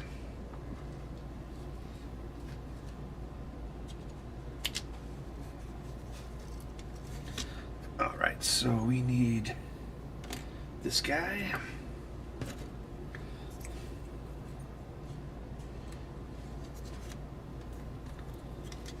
Ugh, I'm feeling a little peckish. That's what I get for eating pasta for dinner. Pasta la vista, baby.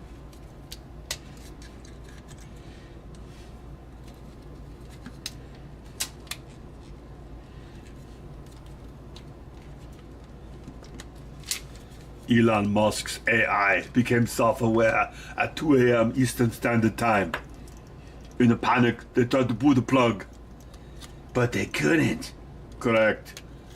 The AI began sending memes out at the geometric rate. Eventually, the memes destroyed the world.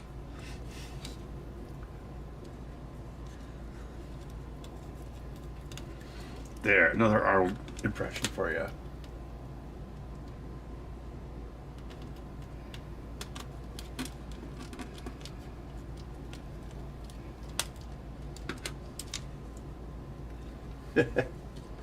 Yeah, also, Kent, don't forget all the movies where car doors are 100% bulletproof. Basically, if there's anything between you and the bullet, it will stop the bullet.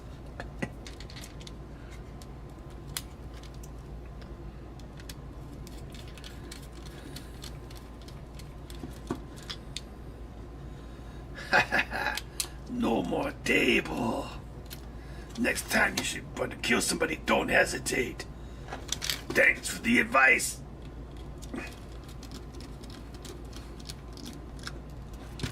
Apparently Bruce Willis like permanently damaged his hearing in that scene.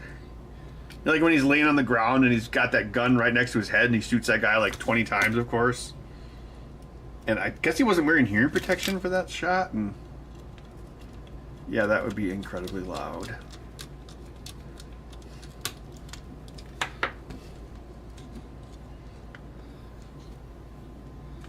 Make sure no one's trying to do a Die Hard.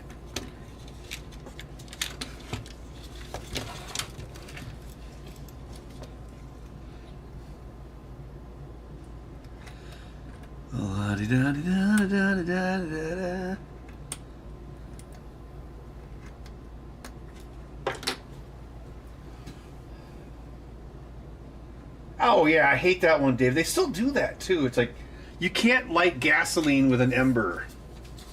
It's so stupid. Yeah, that color kind of hard to see.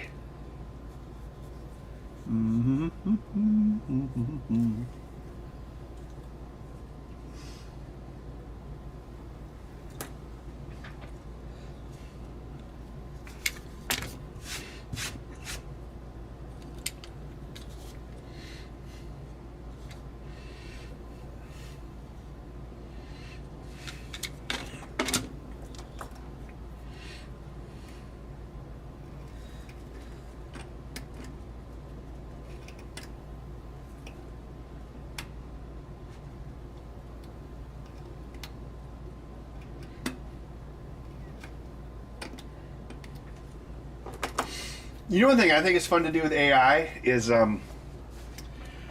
if you have like a conspiracy theory, you can like workshop the logistics of it with the AI. Because well, here in Madison, I've talked about this before.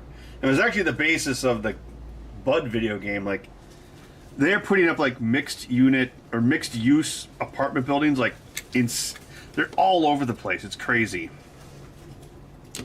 There's even one right by Menards behind a gas station. So it's like Menards, road, gas station, yuppie condo, and then like a swamp marsh. And then the other side of that is like the Beltline. So it's like the weirdest place for them to put a building like that, but it's right there, and it's so weird looking.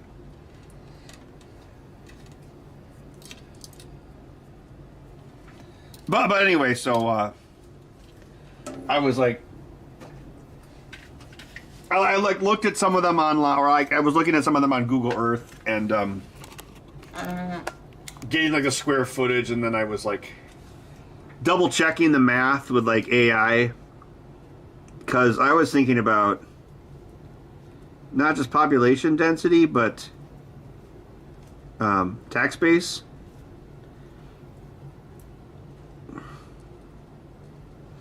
And yeah, you can workshop that kind of stuff with an AI pretty easily. It's like when Shatner would talk to the computer, he'd be like, how many units could you fit into a typical 4-acre lot? Not even that, like 2 acres, yeah. How many people could fit there?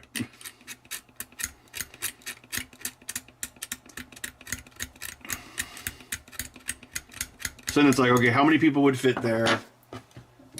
What would the tax rate be? And it was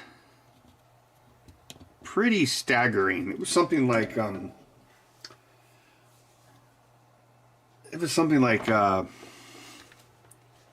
25 times the population density and like 30 times the tax revenue versus single family homes.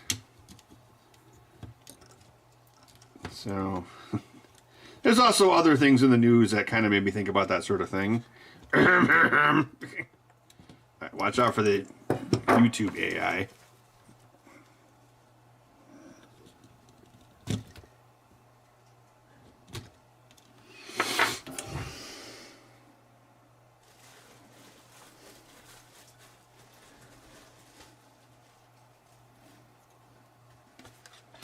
I mean, I had this thought, like, when I bought this house, I'm like, because I looked at houses, like, I don't know how many houses I looked at, but probably, like, at least 8. And,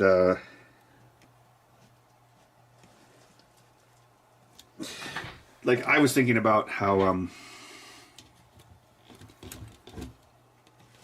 well, we were talking about Epic earlier. Like, there's people that live in Sun Prairie, which is a suburb on the off the northeast side of Madison. There's people that work in that suburb, or live in that suburb, and they drive all the way across Madison, or around Madison, I should say, to go to Verona. So,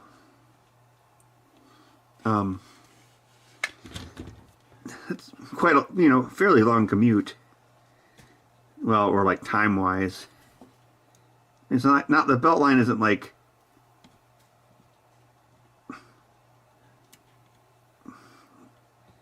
it moves okay, but definitely slows down at rush hour. So what I was thinking was like, well, eventually they're gonna like east side of Madison might get more trendy, because it would be way closer to Epic than living in Sun Prairie. And so that was one of the reasons, not the main reason, but one of the reasons I was like, I think the east side could be a good place. And well, I mean, housing is going through the roof anyway, but But if you own a house, it's like, woohoo! It's kind of, it's like pulling the ladder up, so to speak. And, well, anyway, so my prediction, absolutely, well, I don't know if that's why it happened, but like in the 6 years since then, there's been an insane amount of construction on the east side of Madison, and it's almost all those like 4-story mixed-use buildings.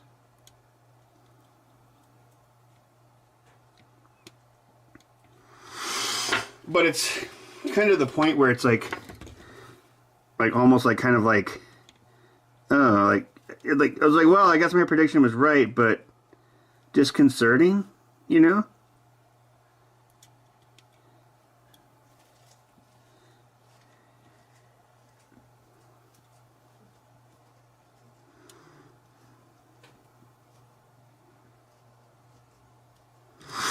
Like in 20 years, will this house be here, or will they tear it down so they can build yet another yuppie apartment building?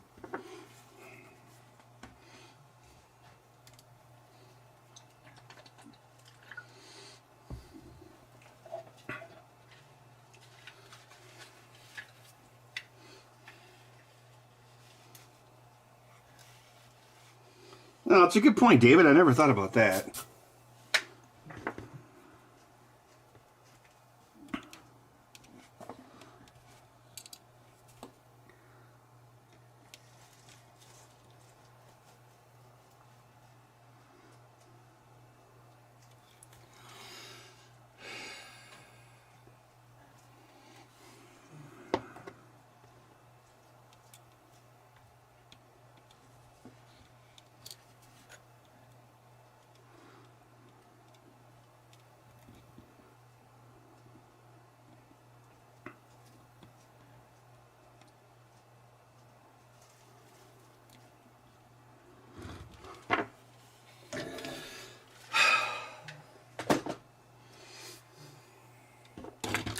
Will our civilization be? I don't know.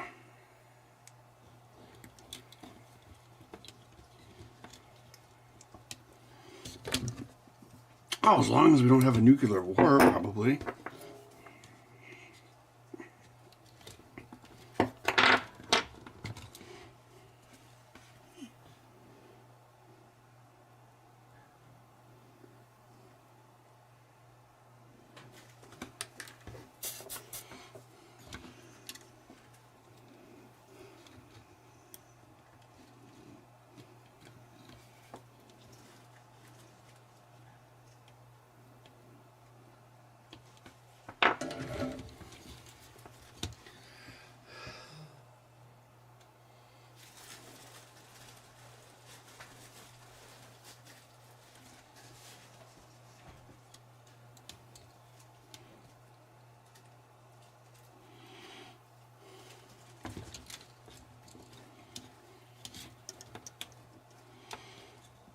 Yeah, you know, I think the actual danger for a nuclear war would be, well, like, I think you'd have a world war first. And now you would have China and Russia aligned, which would not be good for the West. And I don't know. I could see I could see us pushing the button first.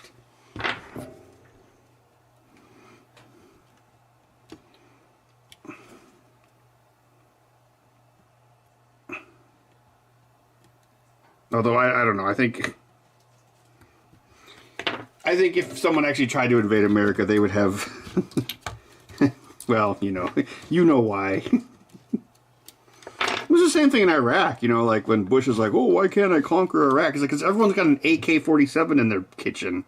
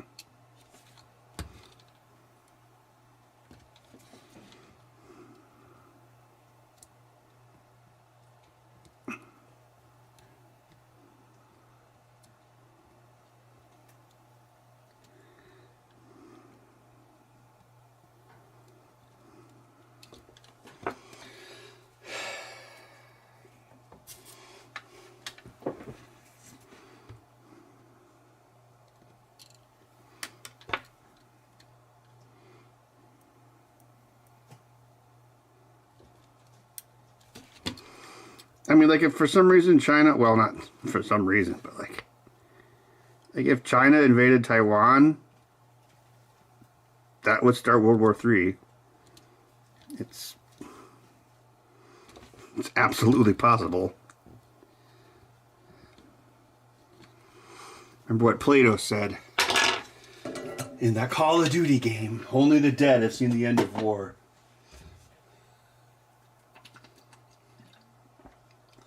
Well, Paul, you do have a lot of countries going off the petrodollar. That's that BRICS thing that's been in the news. Yeah, that's another... God.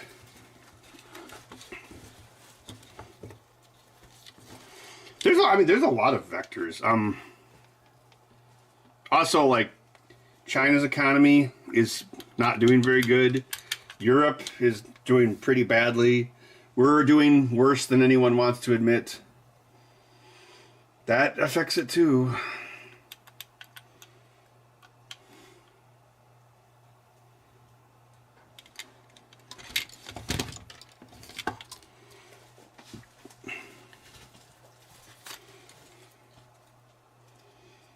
All right, hopefully that's good.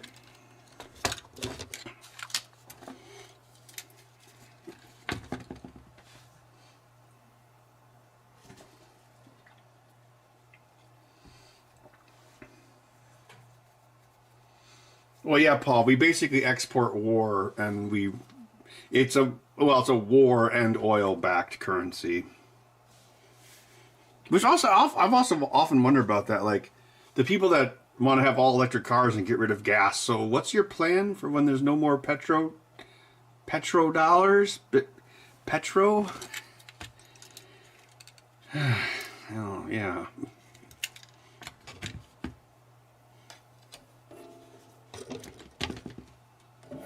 Well, I'll be right back.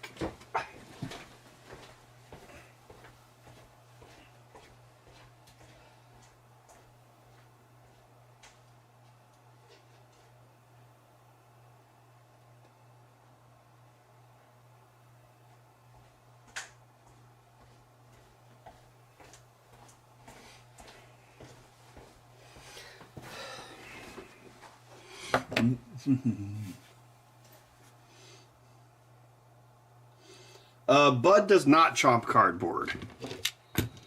It'd be funny if he did, but he doesn't. He just doesn't know how delicious it is.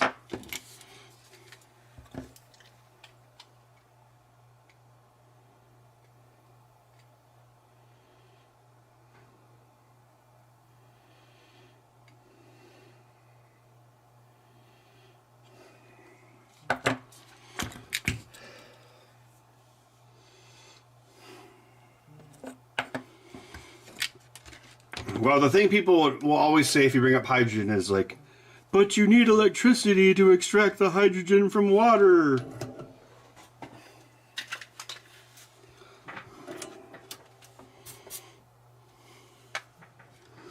But who cares? Because it's not like it's battery powered hydrogen extraction. Like the real thing is making a portable energy source. And that's what sucks about batteries is they're very, very expensive portable energy source.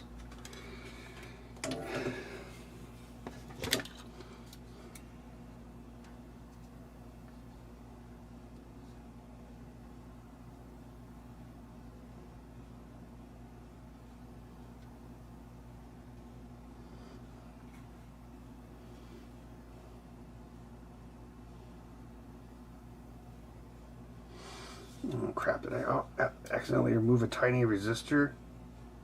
I think I may have. That's not good.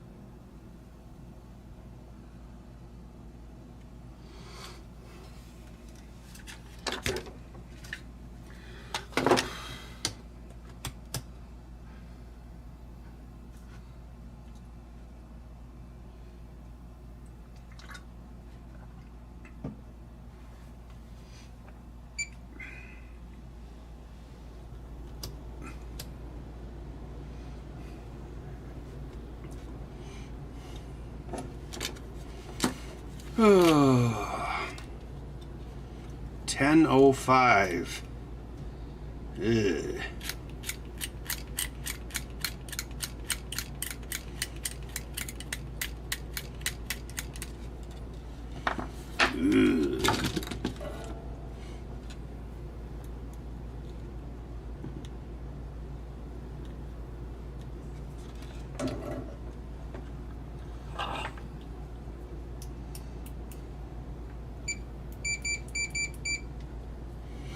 Yeah, we should have started building new nuclear plants 30 years ago. Too late now.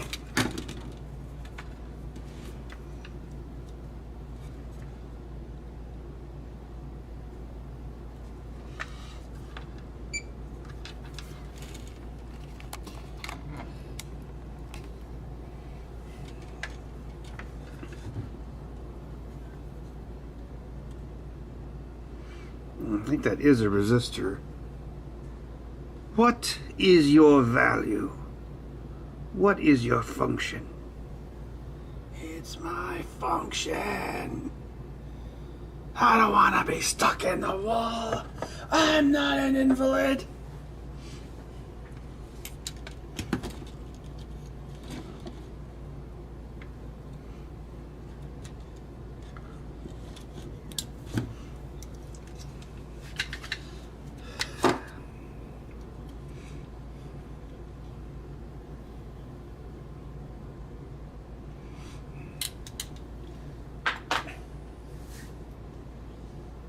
Bud, are you a sphinx?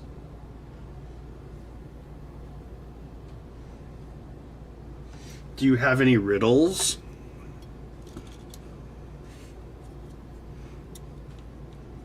Yes. What do I inhale in the mornings, inhale in the day, and inhale at night? Greenies. Correct! Secret passage opens.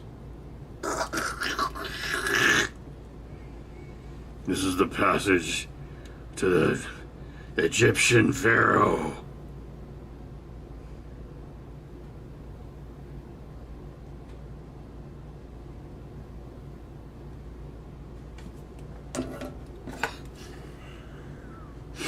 Hey, speaking of power production, what do you guys think about those theories about the pyramids being like hydrogen power plants or something? I'm sure some of you have read that stuff. Oh, that's easy, Randy. You use the heat. It's exactly like nuclear power, you know. You heat up steam and then put it through a turbine.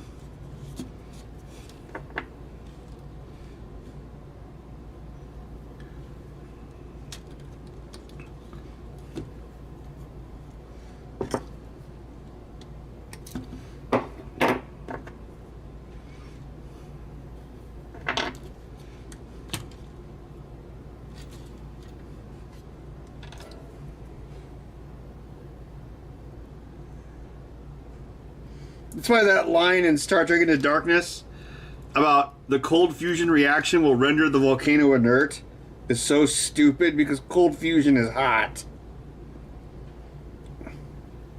Cold fusion is basically the miniature sun that Doc Ock made in Spider-Man 2.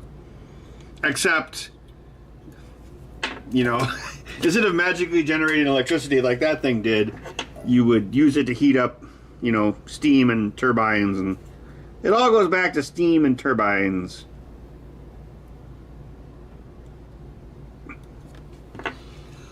Turbines, turbines, turbines.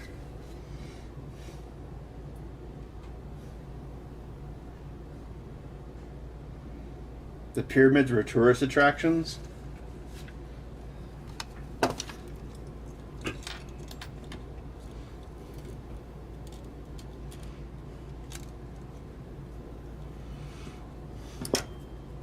Yeah, I could totally see them being like older than people think.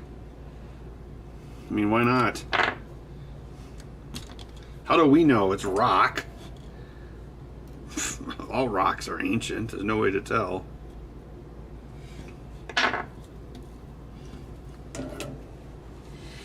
Why, these rocks in my walls and the cement. Those are ancient rocks, too. They're 4.5 billion years old.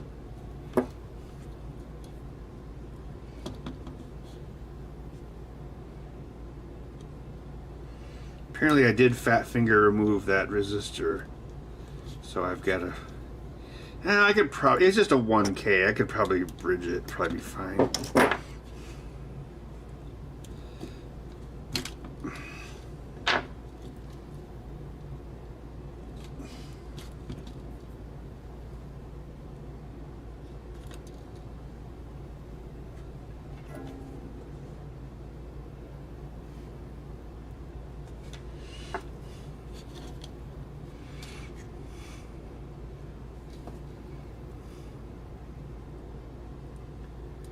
Using the trick with cold fusion, you basically have to create a fusion reaction that's not based off compression and gravity, which is how the sun works.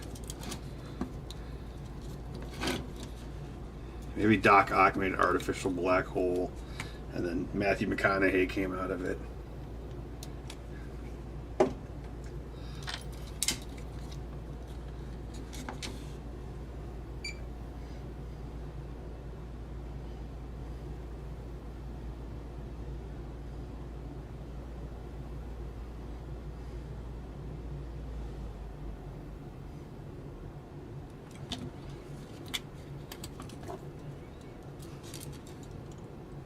Subdiction? What does that mean? What is that word?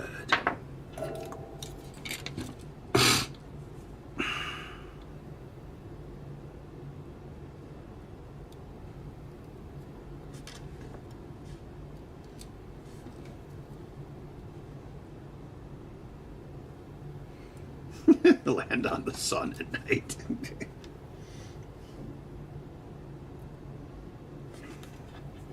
I know, we can build a Dyson sphere around the sun. It'll be made up of plastic vacuum cleaners. They'd all melt.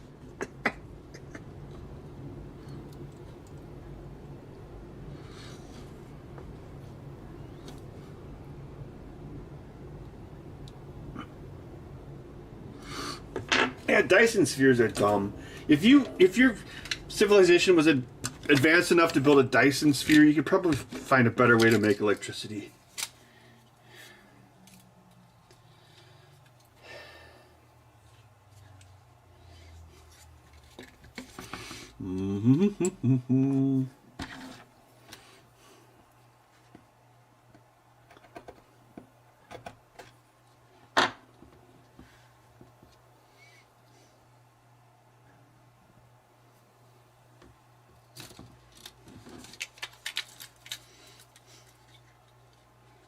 Yes, that's right. That was the Next Gen episode where Scotty was trapped in the transporter pattern for 30 years or whatever in a Dyson sphere. Or no, it was like some alien. I think it was a ship that had crashed into a Dyson sphere, because the Dyson sphere was made by like an alien race.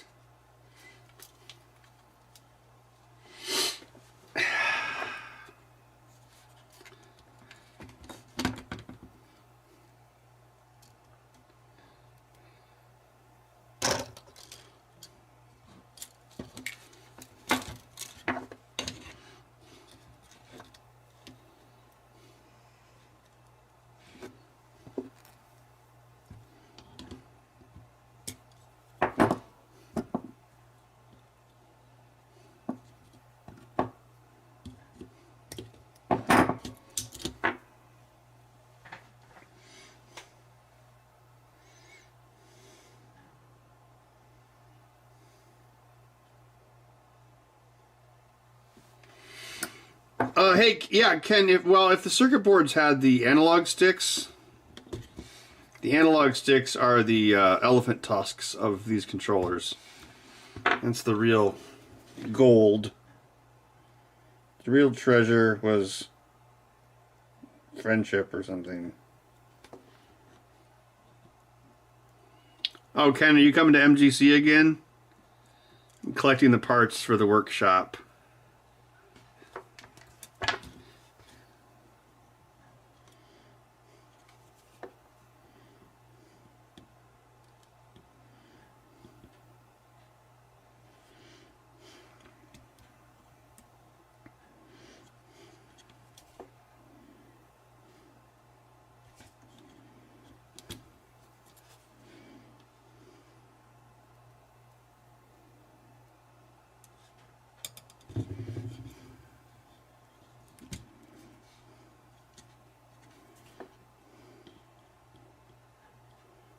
Die hard, die hard. Ugh. The sticks are they're the best part. Yeah, they sent me a bunch a while back. But, well, I still have some, but I've scavenged a lot of sticks off of them. So now I've just got like all these circuit boards.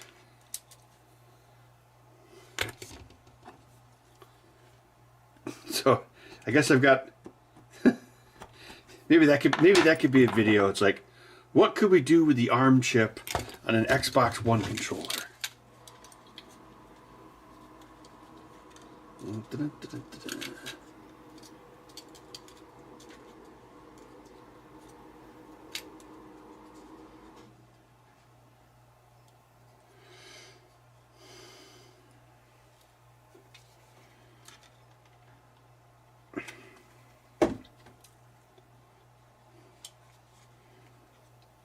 Yeah, we were talking about those screens earlier, Ken. The ones that I bought from China that didn't work because they're like the STM 7789 V3s. But I'm just going to get more of the wave shares because I know they work. Also, the ones I got from China, they have 7 pins instead of 8, so they would not be drop-in compatible, even if I got the code working.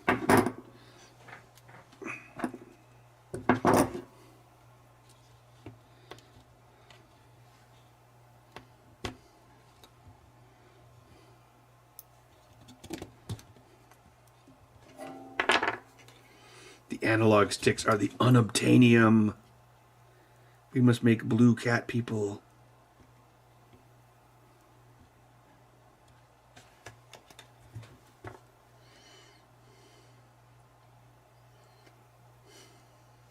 Seeing all the paintings. Well, yeah, Jesus could make wine out of water. I mean, obviously he's going to be down to party. It's like, hey, Jesus, bro, we only ordered 4 pizzas for this party, man. I will handle it. And then he, like, tears the pizzas in half, and it makes, like, more pizzas. And, like, you know, Jesus, you're all right. Jesus, you're cool.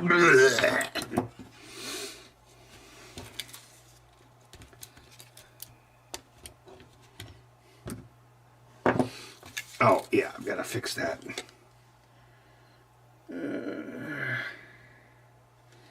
Yeah, I'll just solder blob it. Who cares?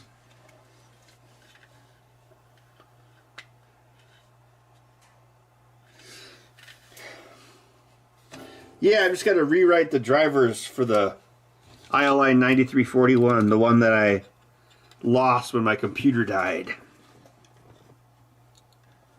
I did start on it. I wanted to do it like for this year, like 2025, but I just ran out of time and energy. Alright, that looks like it's connected.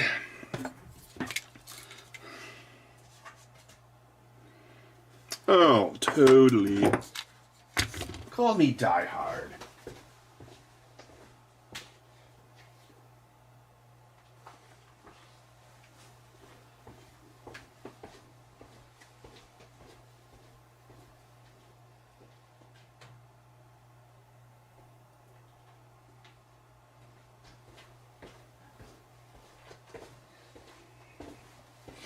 These particular black controllers were on Amazon, and each one comes with a USB cable. A long one, too. What a bargain! Oh wait, I can't plug it in yet.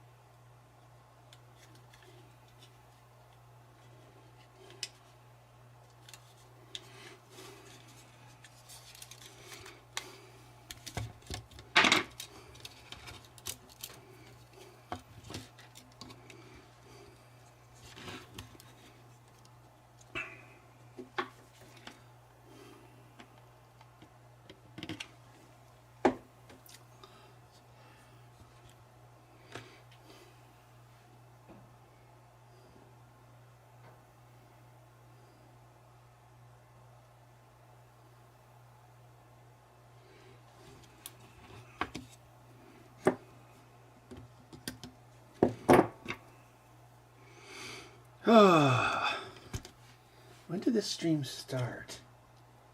2.5 hours ago, so just before 8. No, it's not too. Well, I don't want to jinx it.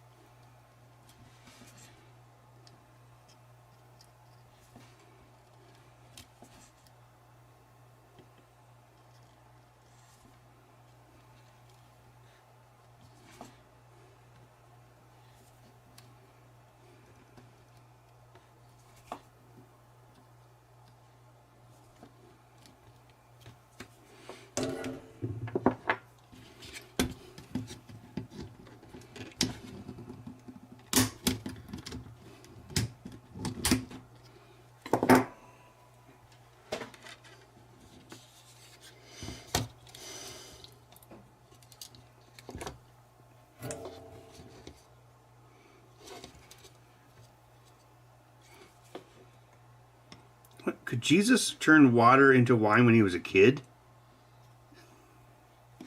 Man, that would be dangerous.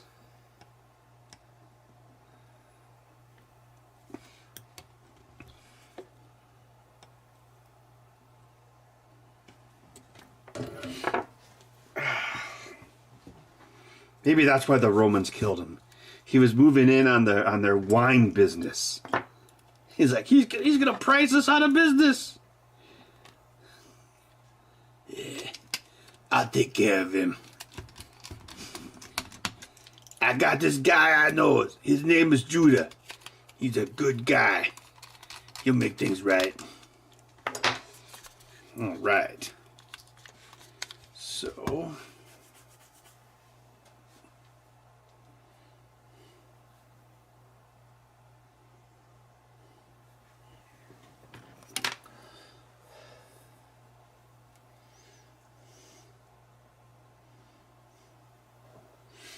Adolescent Jesus.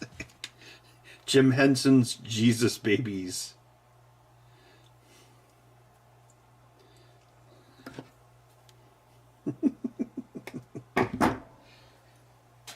Then Joseph shows up. He's like, Junior, what are you doing here, Junior?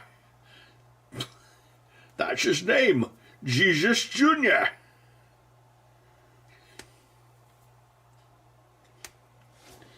We named the camel Indiana.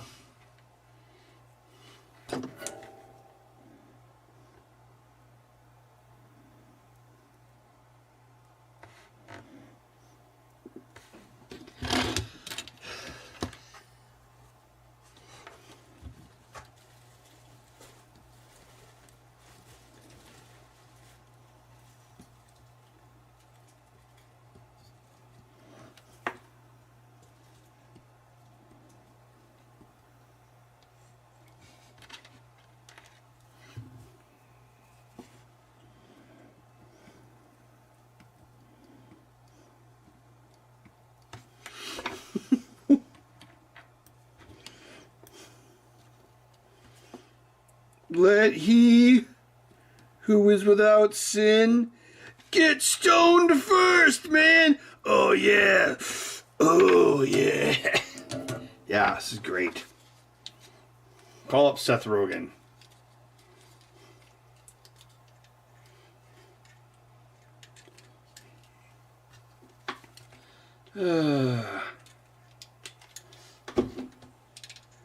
And Danny DeVito as Judas. I'm gonna sell your ass out, Jesus. I want all the money. I'm gonna start a wine store.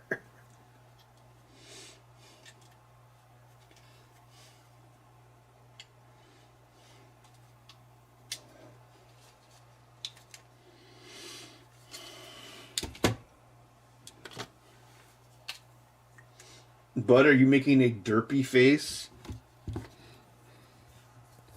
Are you a derper?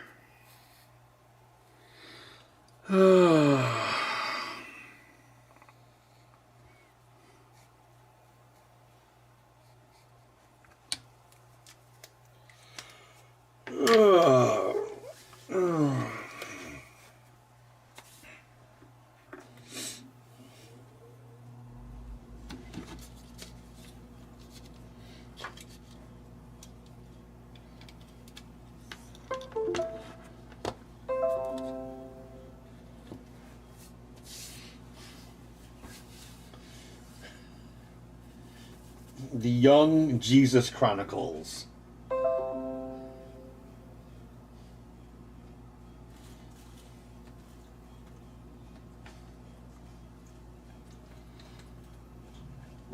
And the trailer has to be like, somebody once told me the world is gonna throw me. That's me, Jesus Christ. Being the Son of God isn't everything it's cracked up to be.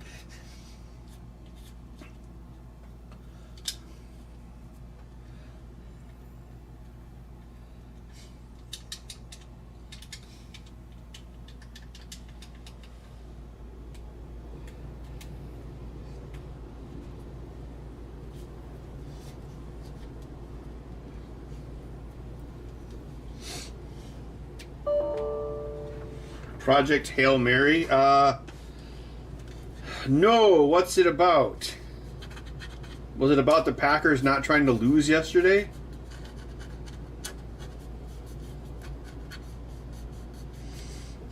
Yeah, exactly. That's yeah, you'd be like dying in the cross and there'd be like the record scratch.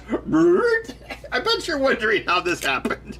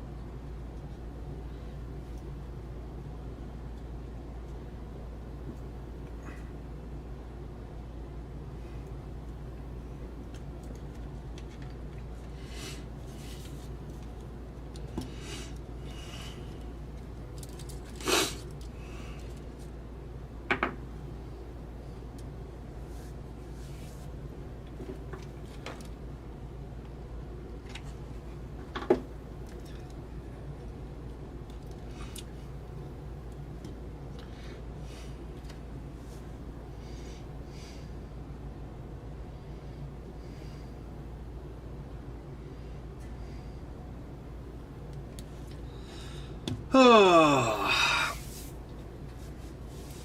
Oh. Oh man, I'm starting to get tired. Oh.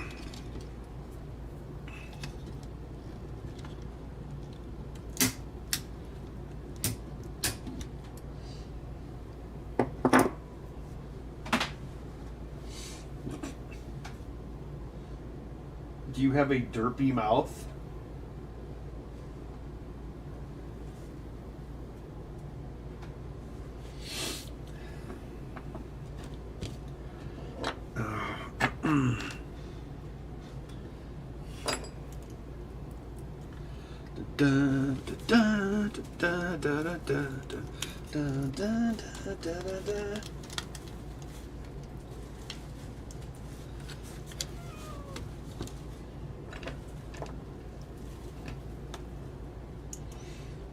Yeah, the Packers really stunk up the joint. That keeps happening. They keep getting... Well, I guess they didn't get very far this time, but yeah, they've been so close to going back to the Super Bowl on many occasions, and they always blow it.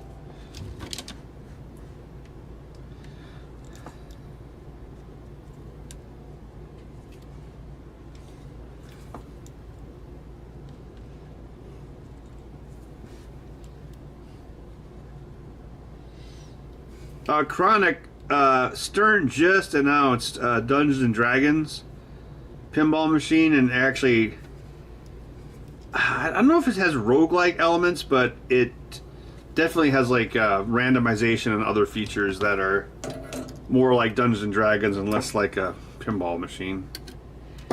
Yeah, I think they just announced it like last week, so I'm not sure when it actually comes out, but.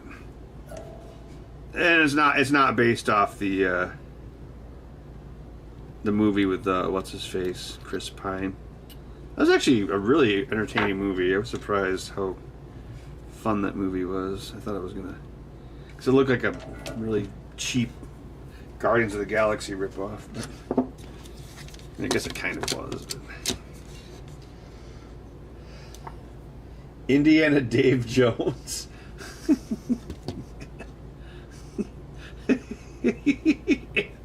Crikey! That $1 million hard drive I tore down belongs in a museum. Oh, what would his dad sound like? Junior! What are you doing here, Junior? Crikey! Dad, I was in Greek.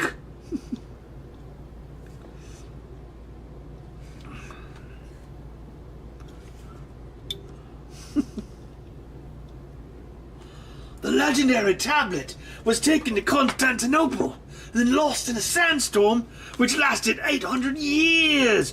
Unbelievable!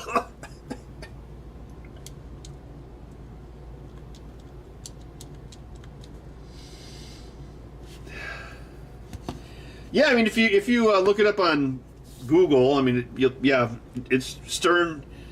It's called Dungeons and Dragons: The Tyrant's Eye. I don't know what that means, but that is the name of it.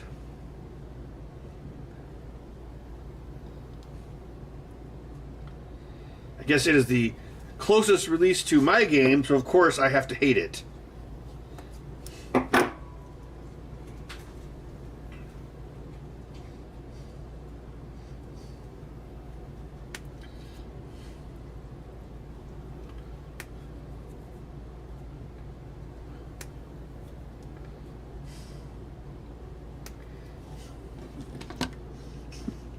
Yeah, and then instead of like drawing on a chalkboard to explain the Ark of the Covenant, he would explain why solar roadways won't work.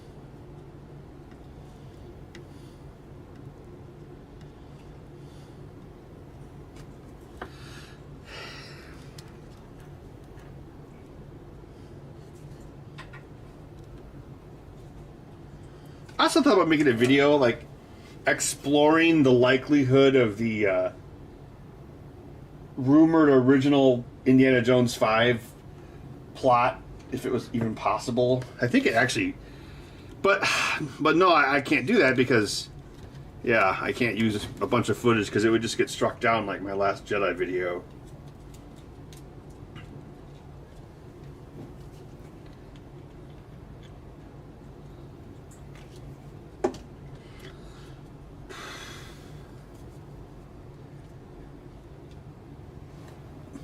Bud, what are you doing over here?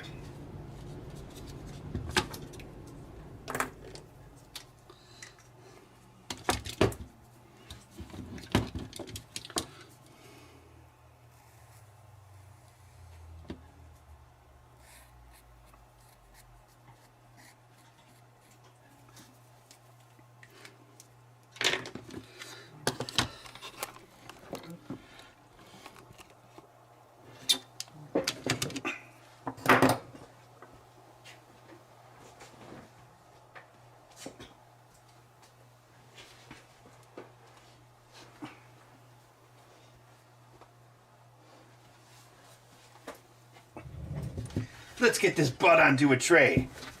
Nice. What are you doing, bud? You're eating... Oh, man. Oh, he got into the Q-tips.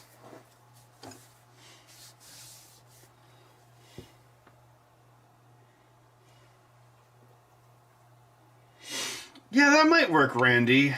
Oh, God, I have to buy a copy of... I bought a DVD of Last Jedi even to rip. That's probably my downfall. Yeah, that might. I don't know. It might work, Randy. But I don't know if I'm probably too discouraged to try it.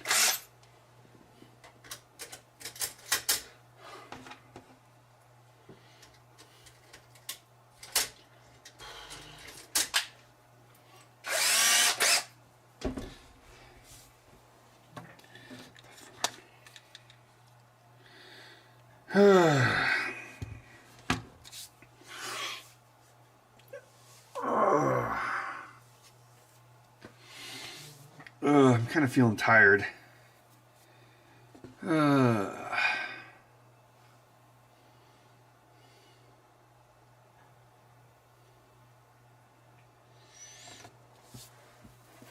No, I didn't upload it anywhere else yet. I mean, I guess I could. Oh, wait. I forgot to test this one before I continue.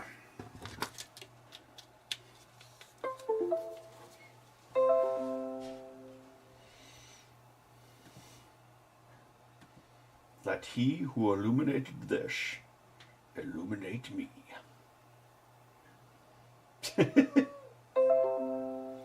What is it, bud? Meow?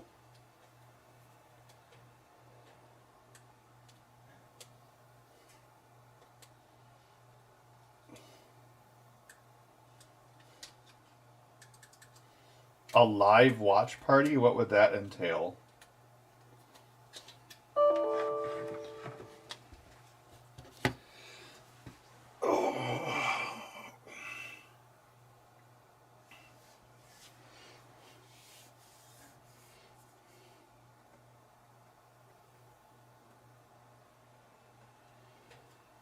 Oh, the Last Jedi video.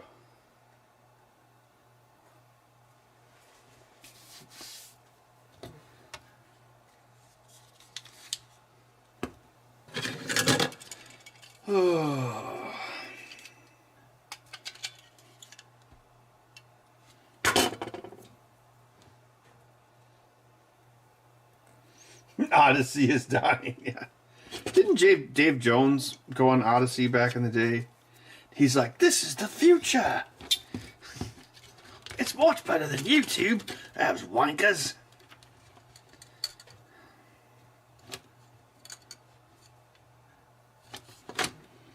Did I not mark this one? I guess not.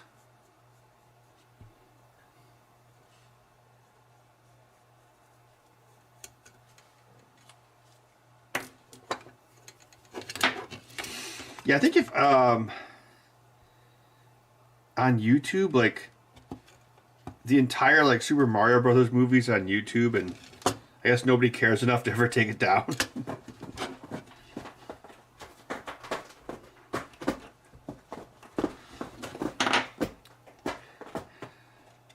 Bud, are you trying to destroy my chair?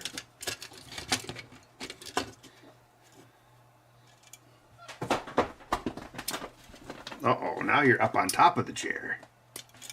Do you think that will help you? Are you still eating toothpicks, or what are you doing? Are you a balancing cat?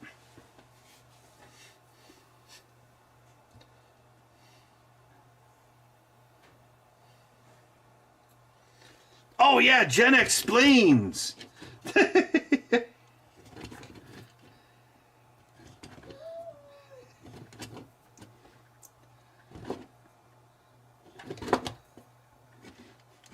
Well, it's Jen explained, not Jen explains.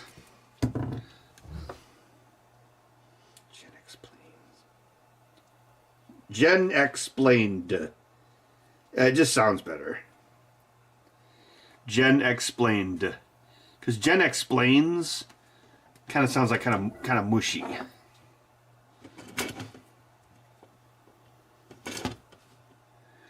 And we could do a whole series of episodes about the 1990s. Oh, they would probably make the young kids cry. We talk about how cheap stuff like apartments were back then.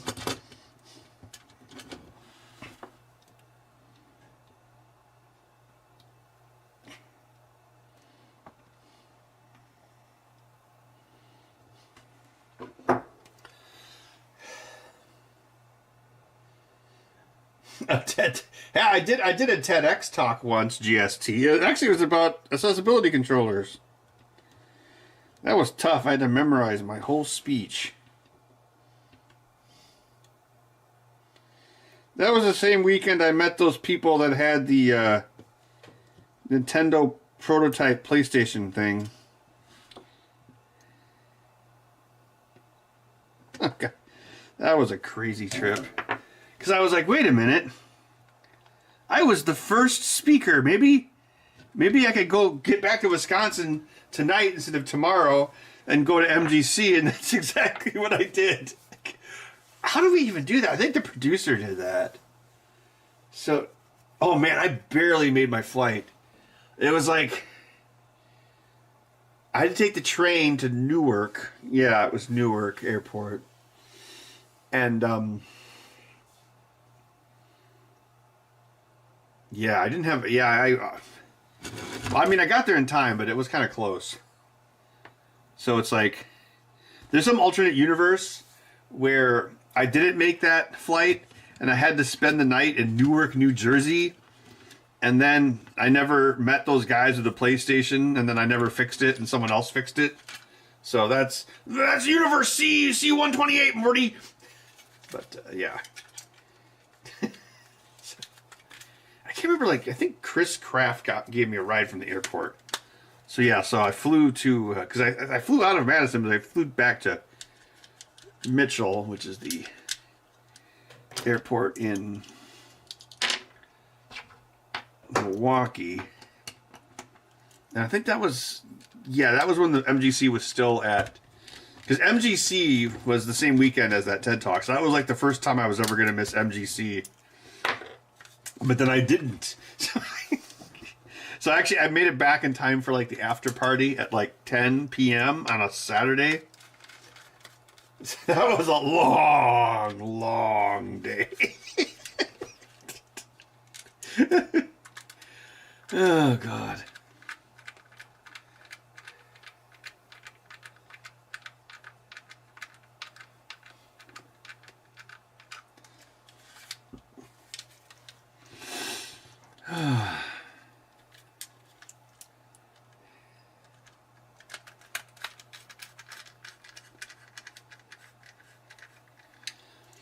Oh, and then I when I was on the plane, I was like, I need to pregame because I'm going to get there after the after party's already started. And I can't remember how much, where did I get? Well, I remember I was sitting at the front. Yeah, I was sitting at the very, because I think it was a last minute seat that I got. I was sitting at the front of the coach section on the left. So, like, right in the very front, like, you know, where there's, like, this, like, a blank wall in front of you. But since I was so far up, I was able to, like, I kept on asking the stewardess. I was like, I think I had, like, 3 shots. And then they're like, oh, that's too much.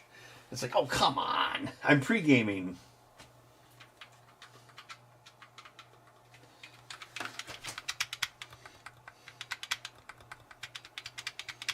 Yeah, I still remember that. Yeah. Yeah, because I was right up at the front.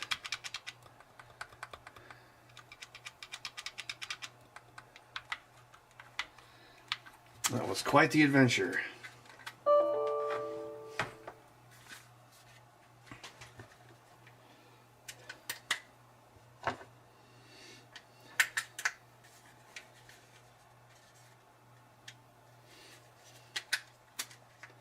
Chad Vader? I do not. Although I have seen the place where they filmed that. It was the Willie Street Co-op.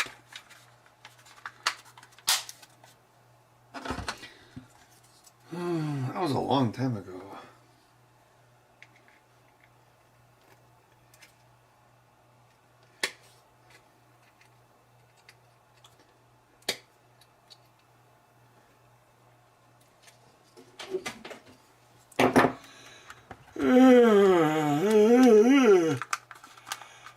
Oh, Jesus.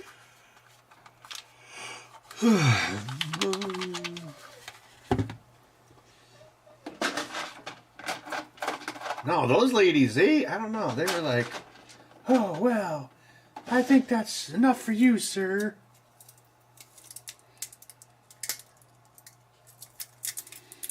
Like, you know, like, you're not supposed to, like, what is it? Like, you can be denied getting on a plane if you're, like, visibly drunk. I mean, 3 shots of Jack Daniels isn't going to make me drunk, but... Well, but this is the thing, this was, like, on the plane. Because, yeah, it was a pretty close... I didn't have time to sit around at a bar or anything once I got to the airport. The loveliest airport in the world.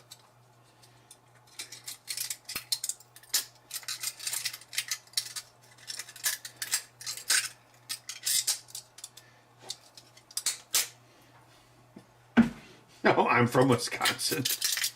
Yeah. It's like, oh, that changes everything.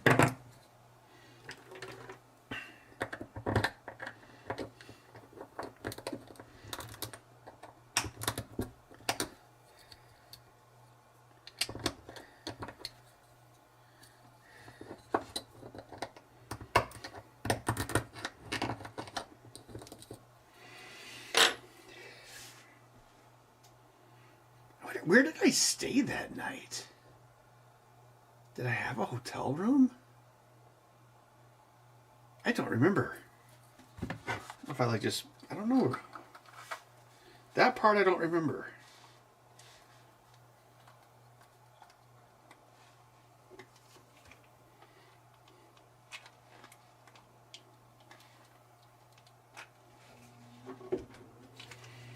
When was that?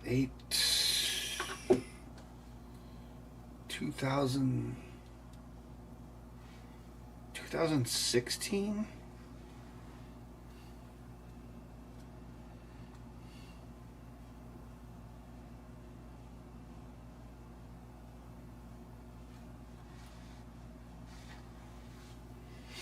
Well, yeah, Ken, that's what I was thinking, where it was like, I'm either going to make it back to Milwaukee in time for the after party and hang out with all my friends, or I'm going to be stuck in Newark.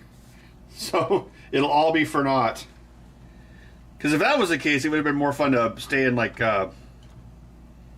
wherever the TED Talk was. I can't remember. Near Mount Mammoth, I think. But it was a gamble that paid off.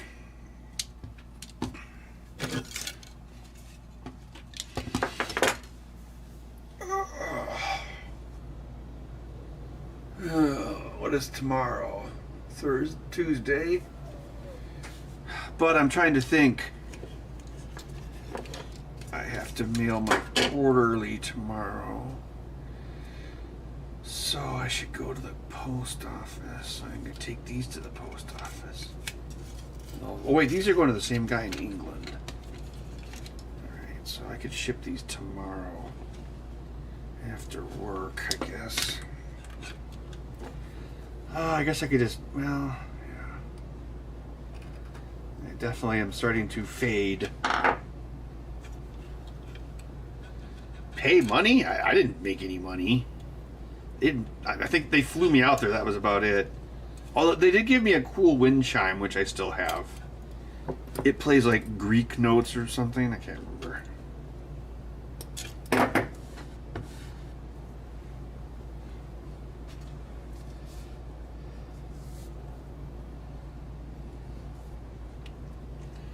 Yeah, the first time I ever went to New York, I flew into Newark. I still remember that.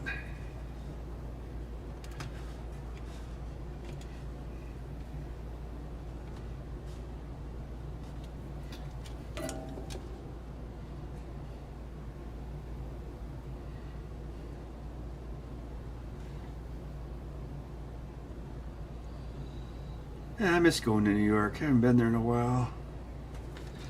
My favorite large American city. What, bud? If you can make it there, you can make it anywhere.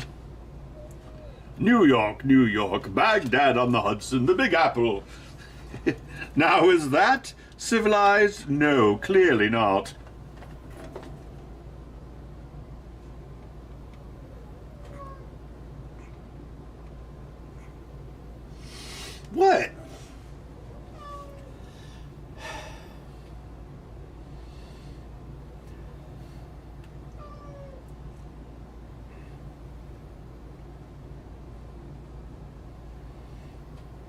I think Newark?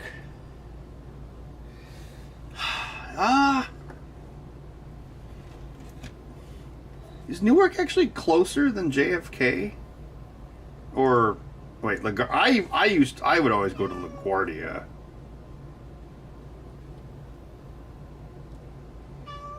What?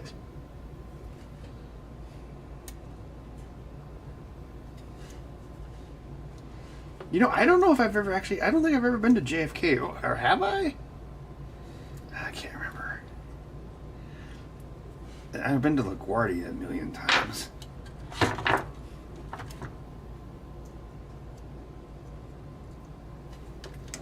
Oh, I remember I was talking to an MSNBC guy there that was LaGuardia.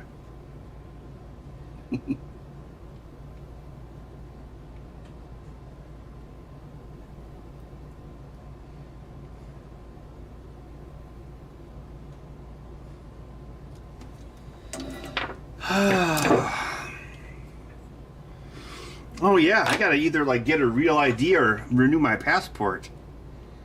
Well, actually, I don't think I'm gonna fly anywhere after Texas, so maybe I can put that off until like next year. I don't think I have to fly anywhere after the TPF trip. Do I? I don't think so.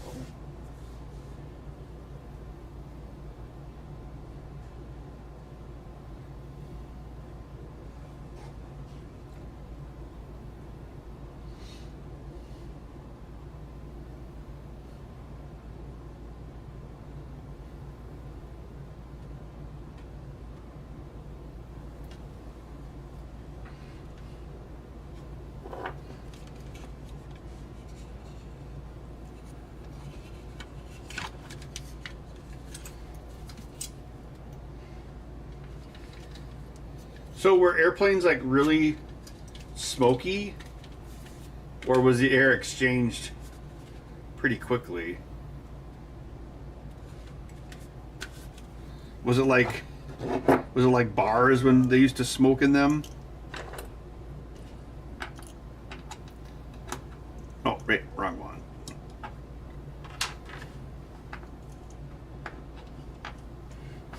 Yeah.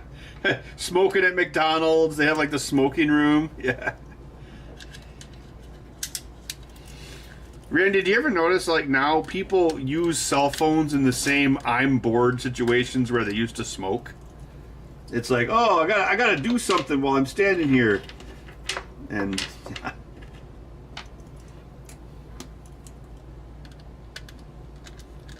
It's like, oh, I'm driving down the road. I can't smoke at work, but I could smoke in my car. Oh, I'm driving down the road. I'm gonna hold my cell phone at the center of the steering wheel and text while I'm driving. Hey, what are you doing? Hey, did you knock over this battery? This battery has enough volts to blow you up.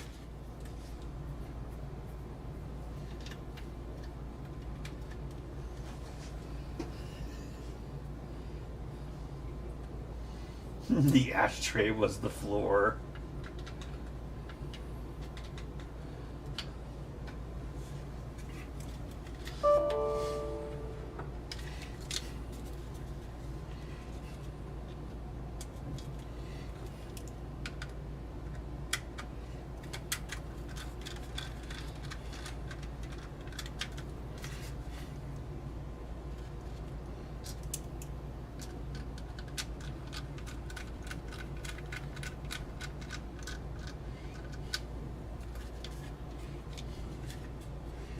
Cheaper than smokes. Yeah. Yeah, especially in New York.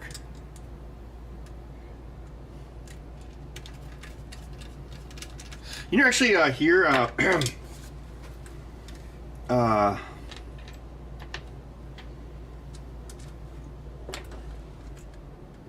cigarettes are like the only thing that's actually cheaper in Illinois than Wisconsin, because they're overtaxed here.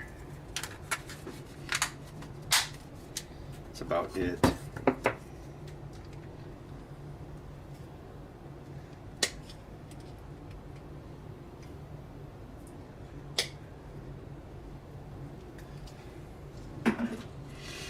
Yeah, Sean, if you think about it, well, some of those planes are, they could be kind of old. It's like smoking, what was it, 1988 was when they stopped having smoking on U.S. domestic or U.S. flights. So yeah, you gotta wonder, like, how old the plane is. Although, well,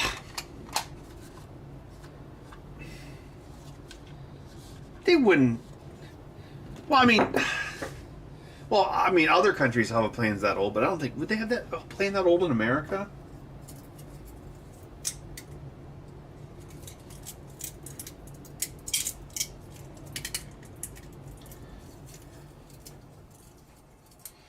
Well, the age of a plane is it's not the actual time, it's the cycles.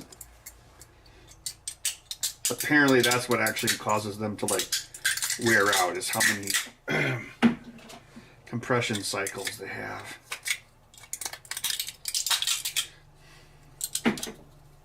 I don't know, feel free to correct me on that, but that's what I heard.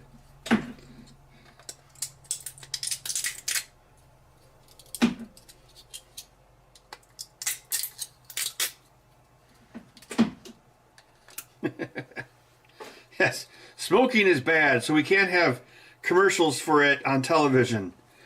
But we can have all sorts of beer commercials. Because nobody has ever died because of beer.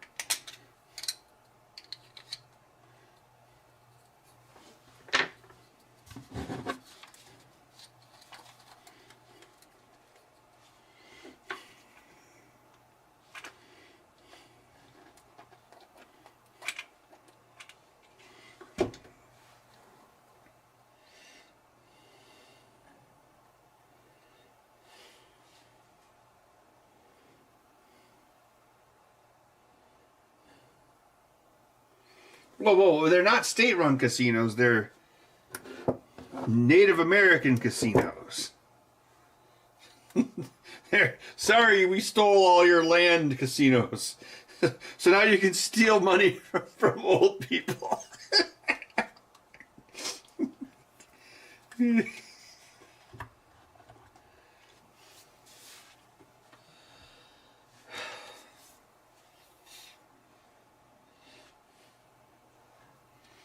Oh yeah, that's right. Secondhand smoke. Secondhand beer.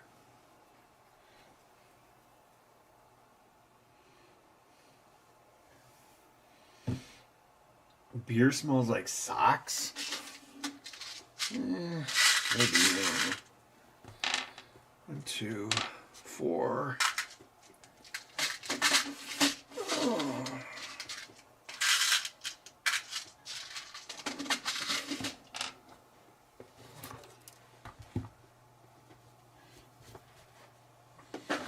I'm gonna win big at this casino. Ha ha, sure you are, ma'am. Would you like? We will comp you a drink.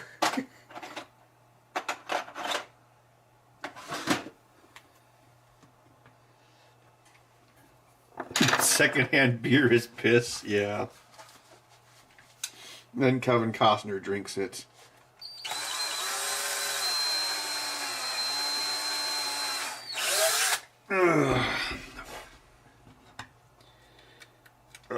Bud, my batteries are getting low.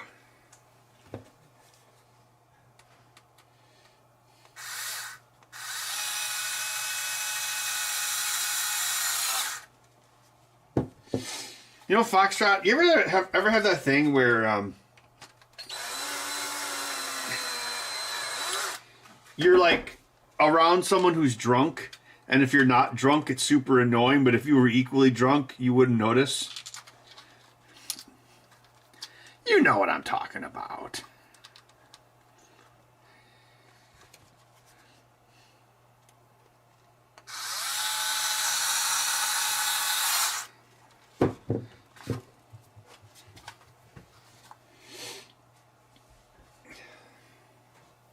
This one time I was at the bar.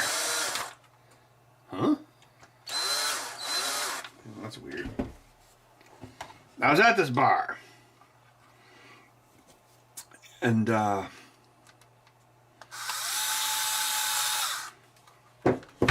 there's this lady there, and she was pretty attractive, but she must have been drunk because she started talking to me, and oh my god, she was freaking plastered. But it was funny though, because she was like really plastered.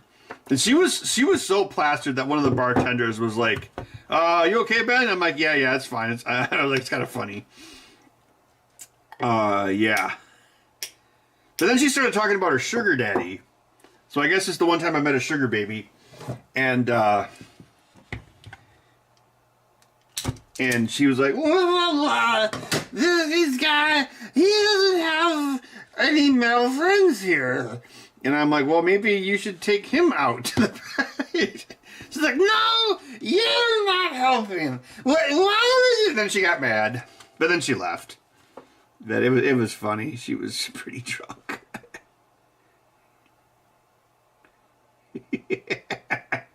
She's so drunk she was talking to me.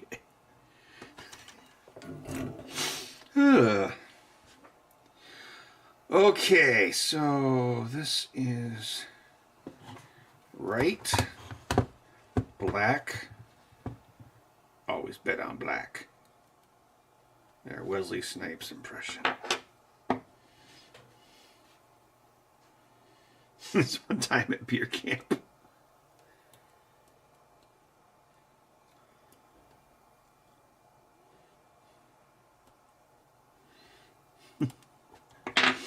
Oh man, I could tell bar stories until the end of time.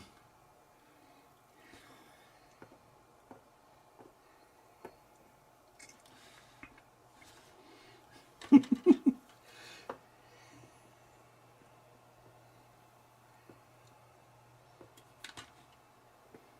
I actually have another similar story to that. So I was at Allison's wedding. This was like, oh god, 2011, yeah. Yeah, because I remember it was like, there was like this 2-week period where it's like, I bought my Ford Focus, we filmed Ghost Squad, and then Allison got married. All these things like happened at the same time. So they got Spotted Cow on tap. This is at Olbert Gardens. People in Madison know where that is. So anyway, I'm standing there. I'm like waiting for a beer or something. And this woman walks up. I know it's like the same story over and over and over. And she's like, "What are you drinking there?" And I'm thinking, "What? Huh? Why are you talking to me?" It was really confusing. And then I find out it's Allison's sister. And I'm like, oh, that's how you know who I am and why you're talking to me. But it was so... Yeah, she has this younger sister who doesn't look entirely dissimilar from Scarlett Johansson. So I was fairly confused. I was like, what is going on? Yeah, but she's pretty cool. So after that, we always referred to her sister as Scarlett Johansson. It's like, how's your sister, Scarlett Johansson, doing? Yeah, that was always a running joke. Oh, and then Allison's dad looked like a fat James Cameron. So that was that's another one. It's like, how was your dad, fat James Cameron, doing? Yeah, he died though.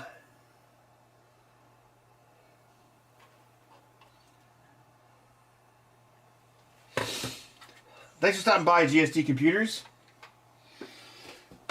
So here is it. Oh, Jesus Christ. Here is it. This one's done. So yeah, everything's on one side. So this button has been moved over here. The click in of the left thing, the left click in, L3, that's been moved over here.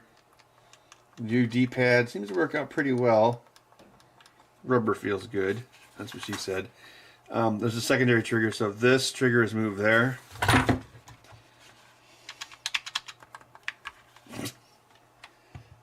Up, down, left, right. Oh. I could just do a whole podcast about bar stories.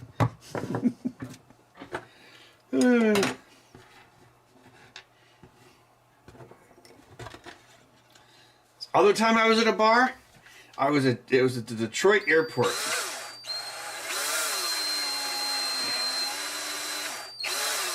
I can't remember what year it was, but I want to say it was in October because I was drinking an Oktoberfest. And like if there's like a mass market Oktoberfest that I enjoy, it's the Sam Adams Oktoberfest.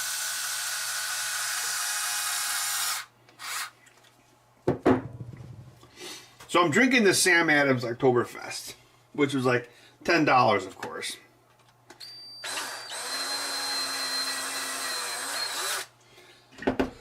And this woman walks up, and she's like, "What is that there?" She had like an African accent, and she was really tall. And I was like, "Oh." This is when I bought a Sony PVM at Portland Metro Gaming Expo, and then I flew back with it as my carry-on. It totally. Speaking of planes, the TSA looked at it for quite a while, but they let it through. Oh God, I can't remember what her name was. She had like some sort of government job. I remember that. Seems like I've told this story before. Oh, who knows? Oh, whatever. I might as well finish this up. So anyway, she's like, "Oh, I am from..." I can't remember. We have somewhere in Africa. I can't remember which country it was. But then we were talking about video formats. Because she was like, "I've got these tapes of when I was a kid or whatever," which was probably like 5 years before that, because you know all these people are young. It's not that I feel old, it's everyone else is younger than me. So anyway, I was telling her, well, in Africa, they use CCAM. So you would actually have to find specific equipment in order to watch those back. But I thought it was cool that this was able to give a stranger pertinent information about watching their old videos. But then I remember, I think it was like when it was time to go back to the gate.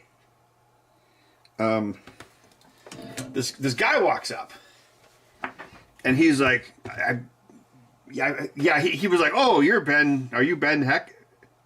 And I'm like, "Yes." And it was like a businessman or something.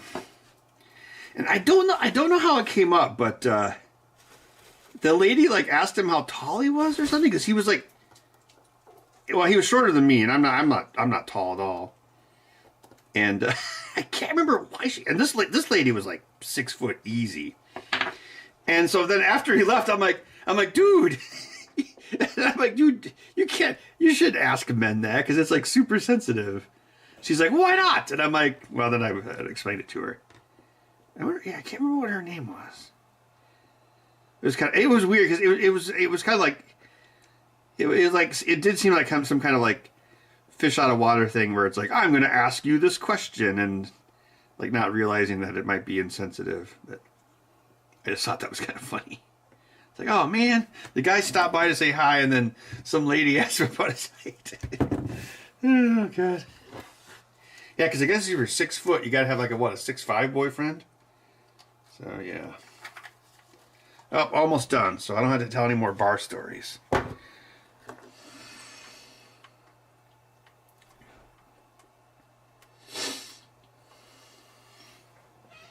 Oh, Bud was back? Bud, what is it? Yeah, I know, it's almost time to go to sleep. Poor Bud.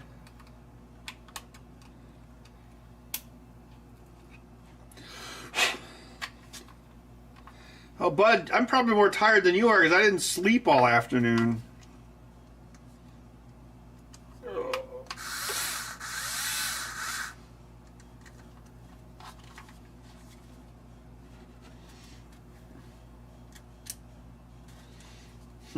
Yeah.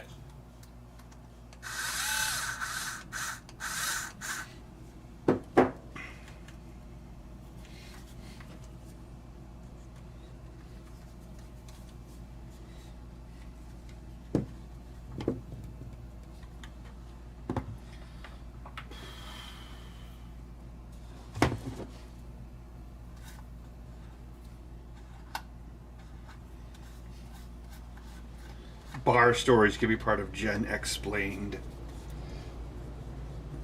Alright, I gotta adjust the XY pots. That's where those slots are. I don't know if anyone actually uses this feature, but I guess the idea is like if you hold it against your leg and if the way that you hold it isn't centered, you could bias the pots in either axis and then make it, you know, make it work for your play style. Oh, man. What is it, Bud? Oh, yeah, that's right. Bud hates it when I talk. Either to a stream, or if I'm recording a video, or if I'm talking on the phone.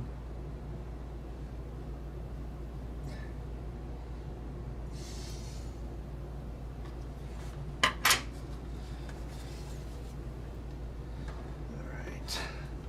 Up, down, left, right. Okay.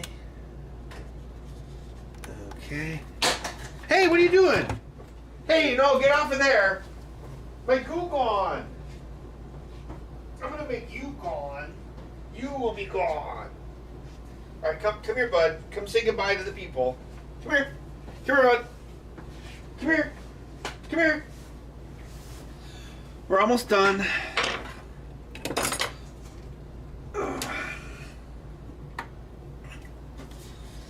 Okay, where was I? Up, down, left, right.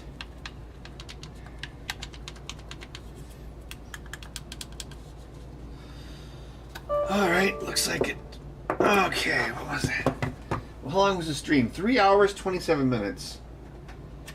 Yeah, so yeah, it doesn't take, if you do two of them, it's a little, well, especially if they're the same, left or right, or if they're both the same hand, it doesn't take twice as long to do two.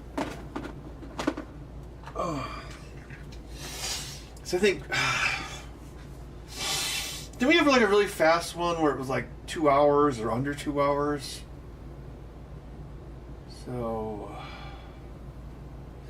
well, though I think I struggled with the small soldering in that one part, and I do feel pretty tired. That isn't helping. All right, well, I think I'm gonna call it a night because I gotta pee and sleep. But yeah, thanks to everyone who stopped by. An old angry man in a hat. Yeah, maybe. All right, well, thanks everyone who stopped by. I'm going to stop the stream because I got to go pee, but yeah, I think I have at least, yeah, I've got one more on order right now, so you guys will see you next Monday night. All right, see you everyone. Bye-bye. Bud says bye.